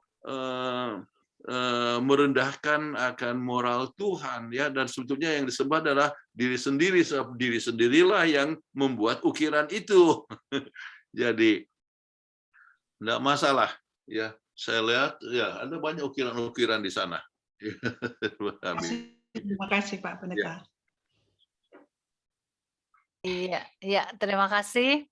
Dan pertanyaan selanjutnya dari Desompi di Singkawang. Wah, jauh ya Singkawang. Terima kasih untuk pelajaran firman Tuhan dari Pendeta Jonathan Kuntaraf, sangat memberkati. Oke, ini ucapan terima kasih. Nah, pertanyaan selanjutnya nggak ada namanya nih Pendeta, cuma iPhone. Pastor, raja dan nabi-nabi, siapa saja yang sebaiknya saya contoh hidup baik, khususnya untuk bertobat. Nah, ini Pak Gunawan Cahyadi ternyata. Selamat malam Pak Gunawan, terima kasih sudah bergabung, bahkan bertanya. Gimana nih Pendeta? Yang dapat dicontoh adalah ya raja-raja yang mempunyai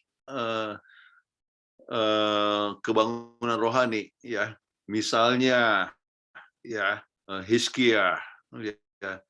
Waktu dia buat kebangunan rohani ya, itu adalah dia teladan yang baik ya, tetapi ada juga masa di mana Raja Hizkia itu terlalu sombong, dia mempamerkan dia punya apa yang di dalam Ka'bah ya, itu jangan diteladani.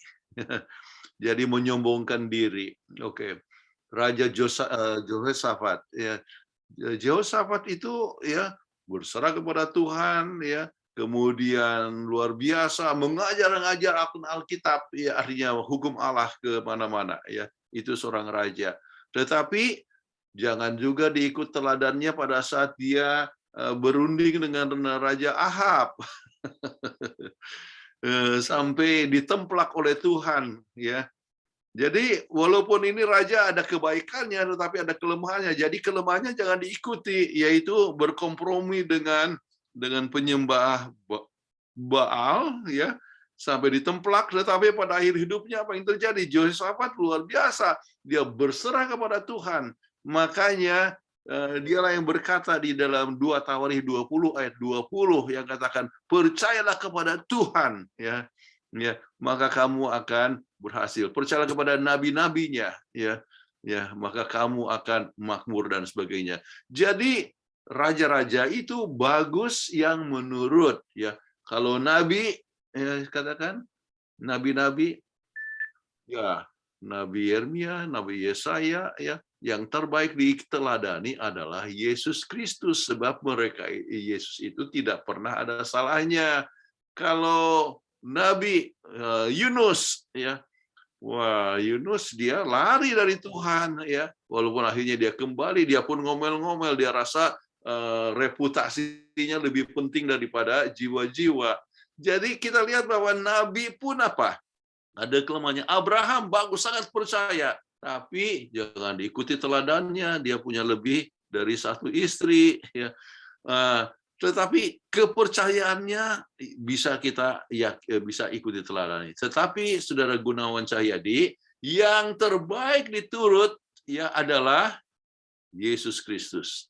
Dia adalah teladan yang sempurna, bukan hanya hidupnya, bukan hanya ajarannya, segala sesuatu aspek dalam kehidupan Yesus Kristus adalah teladan untuk kita masing-masing.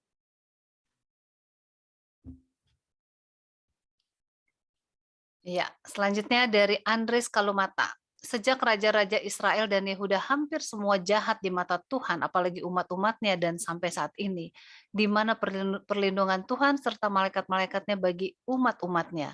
Di mana 2/3 malaikat Tuhan apakah kalah dengan yang 1/3 saja, sehingga umat-umatnya mudah jatuh dalam pencobaan.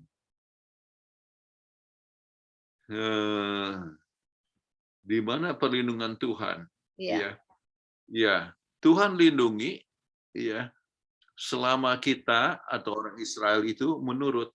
Ya, coba lihat, ya, masa Jehoshafat saya sebutkan. Anda bisa baca, ya, di dalam 2 Tawarikh pasal 17, 18, 19 dan 20.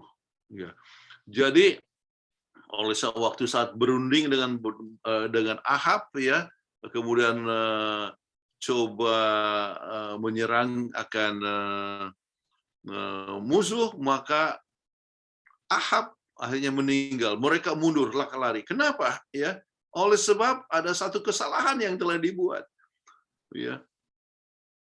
Pasal 17, ya, daripada buku 2 Tawarikh itu kuat sekali, luar biasa, ya, terlindungi. Bahkan raja-raja yang lain mereka itu membayar upeti kepada Jehoshafat. Luar biasa sekali, ya. Itu pasal 17, pasal 18 dia kerjasama dengan Ahab. Kemudian mengalami kesedihan. Pasal 19 ditemplak, ya, oleh Nabi. Dia berubah kembali. Dia buat kebangunan rohani, ya. Maka negara pun terlindungi. Dan kalau Anda baca di dalam pasal 20 dari 2 Tawarikh, ya, pasal 20 itu, maka Anda dapatkan musuh dari mana? Dari mana-mana, ya. Dari Moab, ya, ada dari Edom, ya. Kalau kita lihat itu, ya, petanya dari kiri kanan, depan belakang. Jadi mereka harus lihat kemana? Ke atas. Mereka lihat kepada Tuhan. Akhirnya Tuhan katakan, aku akan jangan takut, ya. Makanya dia katakan percaya kepada Tuhan dan percaya kepada nabinya, ya, maka kamu akan berhasil. Dan apa yang terjadi? Mereka pergi menuju ke tempat musuh itu. Waktu tiba di sana, apa yang terjadi? Semua musuhnya sudah mati, ya. Mereka sudah saling bunuh satu sama lain, ya. Luar biasa sekali, ya. Jadi Tuhan berperang untuk mereka. Jadi Tuhan lindungi, ya, sementara mereka menurut, ya. Itu adalah satu hal yang sangat penting sekali. Jadi kalau katakan kenapa naik turun, artinya banyak mereka dikalahkan dan sebagainya, oleh sebab mereka lupa, ya, kepada Tuhan. Ya, ini satu pelajaran yang sangat penting untuk kita masing-masing. Jangan melupakan Tuhan dan ingat ajaran-ajaran yang diberikan oleh Tuhan dan para nabinya. Baik, terima kasih. Pertanyaan selanjutnya dari Foxy Gerungan. Selamat sahabat pendeta, bagaimana jika pimpinan membiarkan pengerjanya yang sering berbuat salah dan sudah dilaporkan berkali-kali, tapi tidak ada tindakan? Harus kemana lagi anggota mencari keadilan? Curhat nih apa Foxy? Baik. Mau kemana lagi ya? Kepada Tuhan. Itulah caranya, ya. Biarlah Tuhan yang bekerja, ya. Kalau ada sesuatu kesalahan, ya, kita tidak usah menjadi hakim sendiri. Jangan bawa ke pengadilan. Kalau ya, itu jangan gunakan manusia. Berdoa saja. Tuhan akan bekerja. Saudara-saudara, pemimpin itu tidak selamanya akan jadi pemimpin. Kalau seandainya, ya, seorang itu tidak melakukan kesetiaannya dalam melakukan tugasnya, maka jabatannya itu tidak akan kekal, ya. Sebab saya bekerja di organisasi 44 tahun, jadi mau tidak mau sudah melihat berbagai macam, ya, hal yang terjadi dalam organisasi, ya. Jadi, tapi saya juga pernah merasakan ketidakadilan, ya. Tetapi nggak usah nggak usah khawatir, ya. Bekerja saja tetap, ya, dengan baik, ya. Bekerja dengan seharusnya di mana kita bekerja, orang lain jangan membuat kita kecewa, artinya atau menjadi berubah. Kita harus proaktif, ya, bukan reaktif. Ya. Ketidakadilan, jangan balas dengan ketidakadilan. Kita doakan, kita layani. Pokoknya kita buat pekerjaan dengan baik. Tuhan akan bekerja, ya, dan biarlah, ya, itu menghakimi adalah hak Tuhan, bukan hak manusia. Boleh begitu, Saudara Gerungan? Iya, boleh ya. Baik, terima kasih. Untuk selanjutnya ada pertanyaan direct message. Ini mau disebut nggak namanya ya? Kayak biasanya kalau direct nggak mau ya. Bolehkah kita berdoa di bawah patung Yesus atau salib kasih? Wah, Ini itu direct ke saya ini. Boleh disebut ya Pak Marbun ya, dari Pak Marbun. apa namanya, itu berdoa demikian memberikan sesuatu kecenderungan, ya, bahwa kita menyembah bahkan seakan-akan Tuhan itulah patung itu, ya. Ya, patung itu kan buatan manusia atau salib itu kan buatan manusia, ya. Ya. Jadi adalah hal yang kita harus hindarkan. Tuhan, kita bisa berbicara kepada Tuhan di mana saja di alam. Nah, cerita istri saya pernah bercerita tentang satu orang yang di Hong Kong yang tidak tahu bagaimana caranya berhenti untuk merokok. Ya, dia tidak tahu, begitu artinya keinginan merokok itu luar biasa sekali, ya. Jadi dan dia tidak pernah dengar tentang, dia hanya dengar tentang Tuhan itu berkuasa, ya. Dia tidak tahu bagaimana memanggil Tuhan juga. Akhirnya dia satu waktu begitu kerasnya itu dorongan untuk merokok, maka dia berdoa di WC, ya. Hey, you up there, help me. Ya, jadi dia katakan, engkau yang ada di sana, tolong saya. Ternyata Tuhan dengar dia. Dia langsung satu kekuatan yang baru dan bisa berhenti merokok. Luar biasa sekali dengan kekuatan daripada Tuhan. Padahal dia tidak tahu panggilnya bagaimana berdoa kepada Tuhan. You up there. Saudara-saudara, ya. Jadi kita hindarkan apa namanya hal-hal yang menggunakan seperti melambangkan Tuhan di dunia ini. Ya, sebab Tuhan tidak bisa dilambangkan dengan demikian. Itu merendahkan derajat Tuhan. Oke? Oke, baik. Terima kasih. Pendeta, ini sebentar lagi saya akan berikan pengumuman untuk minggu depan ya acara kita. Namun, ini saya akan bacakan dulu pertanyaan dari Bapak Wahyu. Pendeta, sering kita baca dikatakan jahat di mata Tuhan oleh karena menyembah berhala. Bagaimana dengan hal lain tidak dikatakan demikian? Oh, kebetulan saya sedang baca ini jadi tidak dengar pertanyaannya. Apa pertanyaannya lagi? Pendeta, sering kita baca dikatakan jahat di mata Tuhan oleh karena menyembah berhala. Bagaimana dengan hal lain tidak dikatakan demikian? Apa itu hal lain? Ya, hal yang lain itu untuk sekarang ini, ya, itu biasanya berhala-berhala yang lain, ya. Kalau baca di dalam Patriarch and Prophets, ya, halaman 304, ya, 305. Coba baca di situ, ya. Berhala-berhala itu kalau kita menggunakan waktu lebih banyak daripada apa namanya mencintai sesuatu lebih daripada mencintai Tuhan, itu menjadi berhala kita, ya. Mungkin saja itu mobil Mercedes kita. Oke, mungkin itu gelar kita, ya, atau artinya orang mau coba menyembah sesuatu, ya. Ya. Jadi itu bisa membuat kita jauh dari Tuhan, maka itu pun adalah sesuatu hal yang menjadi apa? Jahat di mata Tuhan. Sesuatu yang memisahkan kita daripada Tuhan itu adalah satu hal yang jahat di hadapan Tuhan. Kenapa? Oleh sebab kita yang akan menderita, bukan oleh sebab Tuhan itu kejam, tetapi Tuhan itu melihat kalau kita berpisah daripada Tuhan, kita yang akan menderita. Ya.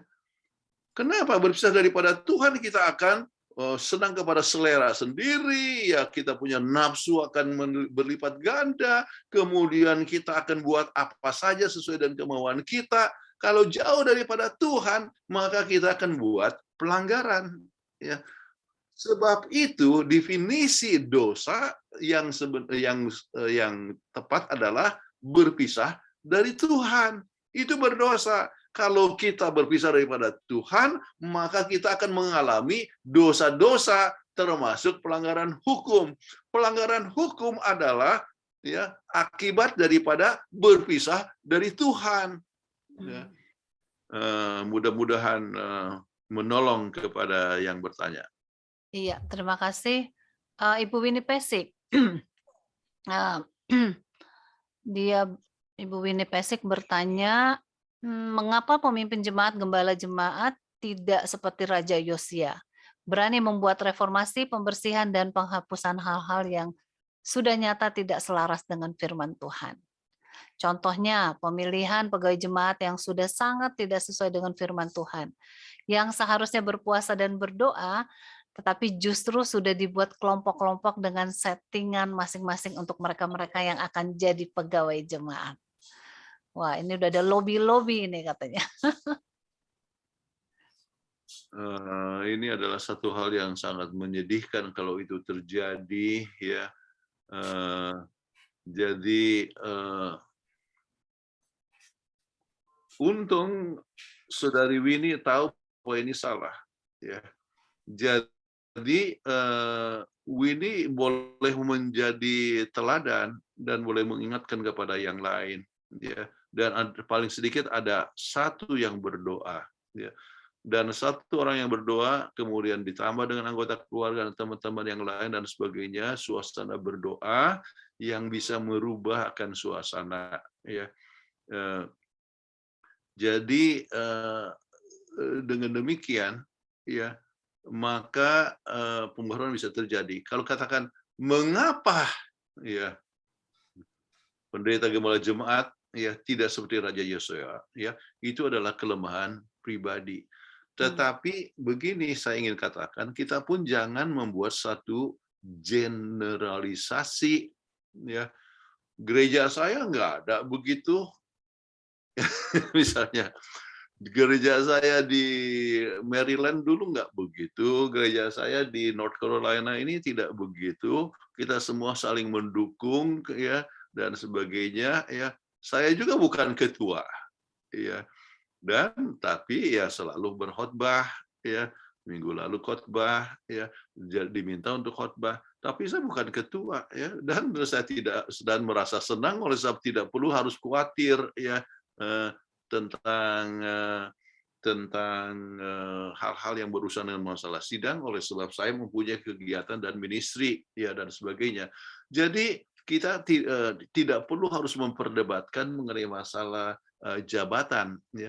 Jadi kalau ada masalah-masalah seperti ini di satu gereja, ya, maka harus banyak berdoa dan biarlah Roh Kudus yang memimpin, dan jangan mempromosikan siapa yang jadi ketua, itu artinya kehendak manusia yang jadi, ya.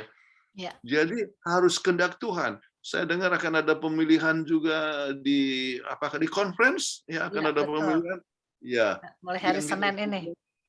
Berdoa, berdoa, ya, dan biarlah kehendak Tuhan yang jadi, ya. Okay. Dan pengalaman saya sudah bekerja 44 tahun adalah seperti ini soal ketua, ya, ataupun pengurus. Bagaimanapun kita mempromosikan, kalau Tuhan tidak kehendaki, dia tidak akan jadi. Itu satu. Yang kedua, bagaimanapun orang menjelekkan, ya, pemimpin yang sekarang, kalau Tuhan kehendaki, dia akan tetap jadi pemimpin.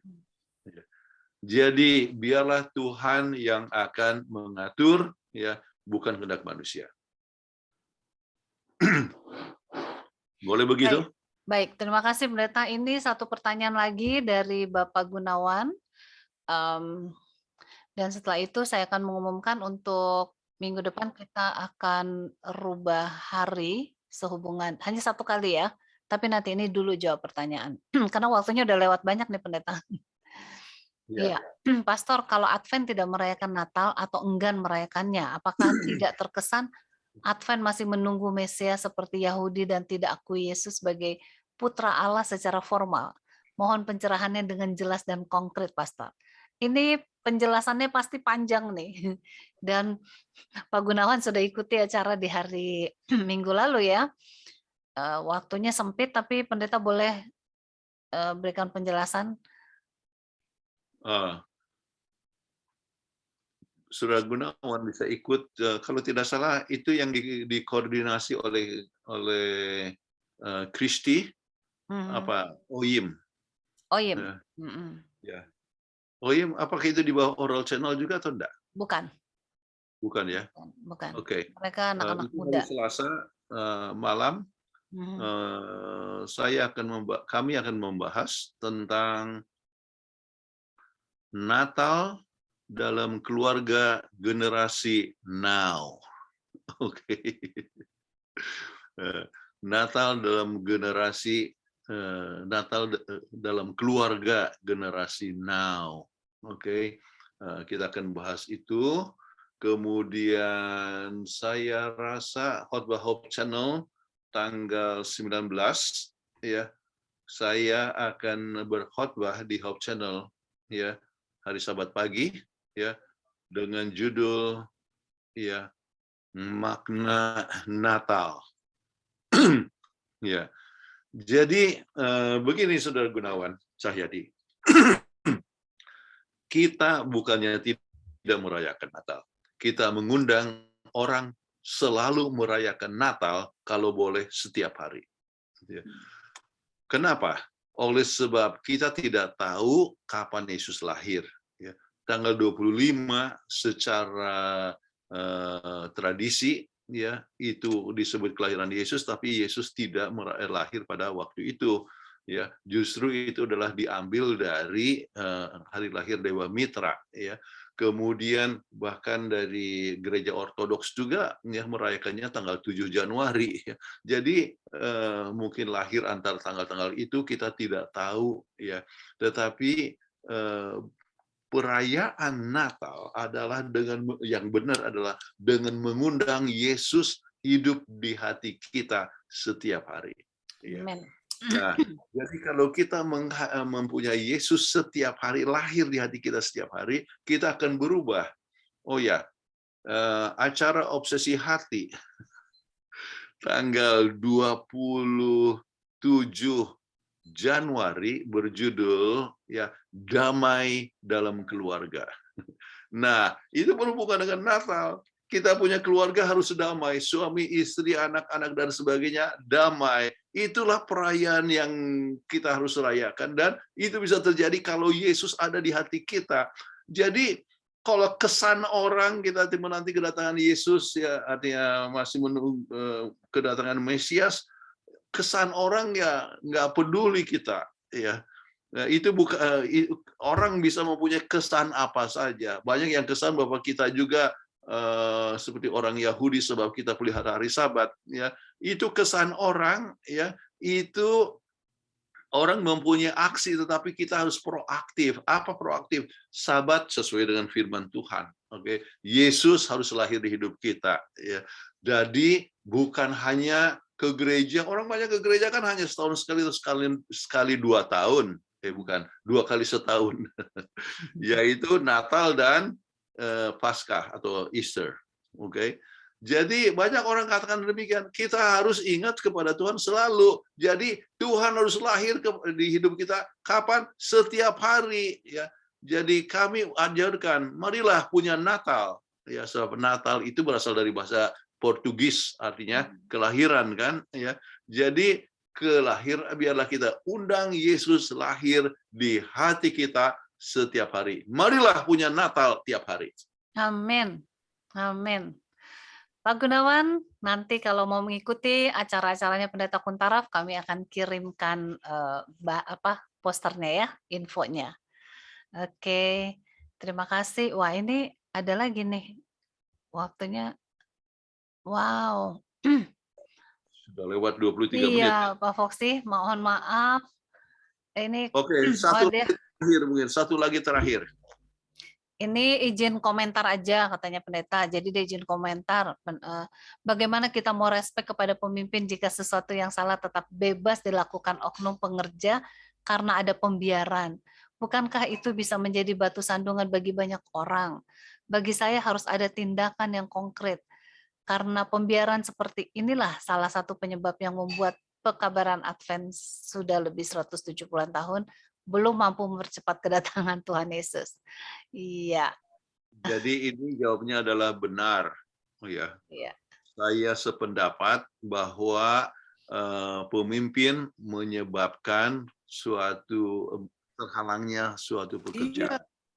Namun kita harus tahu apa yang menjadi hak kita. Ya, apa yang menjadi hak kita. Kalau Anda kebetulan menjadi pemimpin, maka Anda dapat buat suatu tindakan. Kalau ada bawahan Anda untuk melakukan suatu pelanggaran, buat tindakan dengan bijaksana, ya. Dan pengalaman saya katakan, kalau pemimpin itu sendiri tidak bijaksana, dia juga tidak akan bertahan lama jadi pemimpin. Ya. Amin. Tuhan akan bekerja melalui komite, ya, dan Tuhan bekerja melalui berbagai macam hal. Kalau sampai tidak bisa diatasi oleh manusia, termasuk oleh komite, Tuhan sering mengambil tindakan sendiri. Ya. Ya. Jadi kita tidak perlu khawatir. Tujuan yang kita harus buat adalah setia dalam pelayanan kita dengan sebaik-baiknya. Iya, terima kasih Pendeta, dan terima kasih juga buat semua yang memberikan ucapan terima kasih di kolom chat. Ibu Mena minta acara-acara yang disebut. Oke, nanti kita kirim melalui WA ya. Semoga bisa punya nomornya Ibu Mena. Nanti kami akan kirimkan semua acara.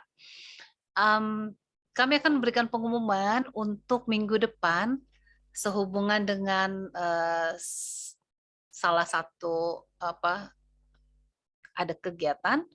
Jadi kita akan berkumpul pada hari Rabu 15 Desember jam 5 sore. Bisa ya? Hanya untuk minggu depan. Dan setelah itu pada tanggal 24 Desember itu malam Natal. Entah yang lain sibuk merayakan Natal, tapi kita tetap, PGSSI tetap ada untuk tanggal 24. Benar ya Pendeta ya? Iya, ya, jam 4 tetap biasa. 24 tetap biasa ya. Saya yang bangunnya tengah malam ya. Ya, jam 3.30 pagi dari California. Gitu ya. Dan untuk tanggal 31 Desember, karena semua akan berbakti di jemaat masing-masing, tutup tahun, maka PGSSI libur. Tidak diadakan, begitu ya Pendeta ya? Nggak bisa. Saya tergantung, kalau misalnya kita bisa saja kumpulnya tanggal 30. Baik. 31 itu adalah ya, malam tahun baru ya. Iya, itu malam Sabat juga. Tanggal 30 yang Tanggal 30 itu hari Kamis. Tanggal 30 hari Kamis. Iya. Oke, nanti kita dengar pengumuman lebih lanjut lah tentang itu, tentang tanggal yang 31 ya. Iya. Sebab saya pikirkan sekolah Sabat ini kan tetap kita harus ngajar di kelas masing-masing, tahun baru atau Christmas. Ya. Jadi Itulah nggak boleh libur ya. Untuk minggu depan itu ya kita buat hari Rabu jam 5 sore. Oke. Tetapi untuk tanggal 24 tetap biasa. Oke. Untuk yang tanggal 1 ya. Tanggal 31. Tanggal 31 orang-orang kan ada di gereja, mungkin kita rubah harinya. Ke hari Kamis ya. Ya. Oke. Baik, itu sekedar pengumuman untuk kegiatan PGSSI kita, dan nanti akan diberitahukan pula melalui WhatsApp grup dan juga Telegram. Ya. Nah, kita akan mengakhiri pertemuan kita pada malam hari ini. Lumayan pendeta, hampir setengah jam lewat waktu. Terima kasih untuk kehadiran semua ya. Terima kasih juga untuk mereka yang sudah mengambil bagian, Dr. Vivi, doa buka, kemudian Irma dan Nofri yang sudah baca ayat. Terima kasih, kemudian Daniel dan Joy yang sudah menolong untuk Zoom ya. Nah, kita akan tutup pertemuan ini dengan doa tutup yang akan dilayangkan oleh Dr. Roy David Sarumpait. Baik, kita tunduk kepala dan kita berdoa. Allah Tuhan yang penuh kasih, kami mengucap syukur oleh karena Engkau begitu baik. Engkau mengingatkan kami kembali pelajaran yang indah yang telah dipimpin oleh Bapak Muntaraf untuk kami memahami bahwa kehidupan orang Israel pada waktu yang lalu menjadi contoh betapa perjanjian hubungan harus diikuti dengan satu proses kesetiaan menurut kepadamu Tuhan. Amin. Bapa yang penuh kasih, keinginan daging kami, sifat dosa kami adalah jauh daripadamu. Keinginan kami adalah bertentangan dengan keinginanmu. Tetapi kami tahu Engkau telah menyiapkan pemberian yang luar biasa. Pemberian yang sangat banyak, sangat limpah Engkau telah siapkan bagi kami umat-umat Tuhan, yaitu Roh Kudus-Mu. Bapa, di dalam nama Yesus, hamba-Mu mohon agar Engkau mencurahkan Roh Kudus-Mu kepada semua yang hadir dalam Zoom pada sore malam hari ini. Juga semua anggota-anggota kelas sekolah sahabat yang akan mendengarkan pelajaran pada besok hari. Sehingga kami akan menyadari kekurangan kami. Seperti Daniel, kami akan berdoa dengan sungguh-sungguh untuk mengakui akan dosa kami. Dosa gereja kami dengan adanya tantangan untuk pemilihan baik di jemaat maupun di daerah ataupun di conference ataupun di uni. Kami berdosa Tuhan, tapi kami rindu untuk datang kepadamu, bertobat dan setia, dan kesetiaan itu akan kami tunjukkan dalam perbuatan kasih kepada sesama. Amin. Terima kasih Tuhan. Kau berkati hamba-Mu, Bu Peggy dan semua tim, dan kami semua yang hadir pada malam hari ini, agar kami boleh terus menjadi saluran kasih, saluran firman Tuhan kepada para anggota kelas sekolah sahabat pada besok hari. Amin. Jadilah kehendak-Mu bagi kami Tuhan. Hamba-Mu berdoa dalam nama Yesus Kristus Juru Selamat dan Penebus kami. Amin. Amin. Terima kasih Dr. David Sarumpait dan ada iya. Dokter. Hampir salah deh. Baik, untuk semua boleh unmute dan boleh mengucapkan selamat sahabat dan boleh juga mengucapkan terima kasih kepada pendeta Muntaraf. Terima kasih semua. Nanti saya kirim ya. Selamat sahabat. Terima kasih. Sampai jumpa. Terima kasih. Sampai jumpa. Halo, Terima kasih atas sharingnya, Pastor. ini Pesik baru nongol. Pak Gunawan besok ikut ya. Acara rumah Oh, sakit. besok Acara rumah sakit. Kita bahas oh, yang rumah Omikron. sakit ya. Oke. Thank you, Bu Peggy. Ya. Sampai Buat jumpa. semua yang mau ikut acara besok Rumah Sakit Advent Bandung akan bahas tentang Omikron dan juga vitamin D3. Wah, itu pasti bagus sekali. Jam berapa Bu Peggy? Jam berapa? 4.30 sore. Hadir ya semua ya.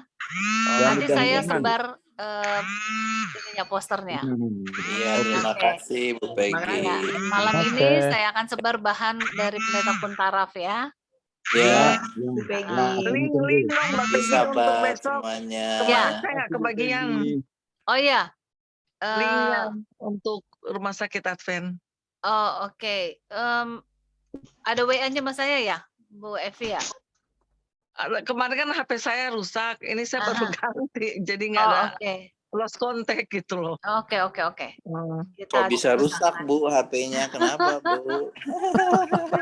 Pasti Jadi jatuh ya. lagi lihat PGSSI lagi di charge ke Sandung. Gara-gara ikan koi jadi dia Baik jatuh. semuanya. Aduh, Baik iya. semuanya kita lambaikan tangan dan hitung ya, mundur ya. Dadah, izin live ya. 3, 2, Oke. 1.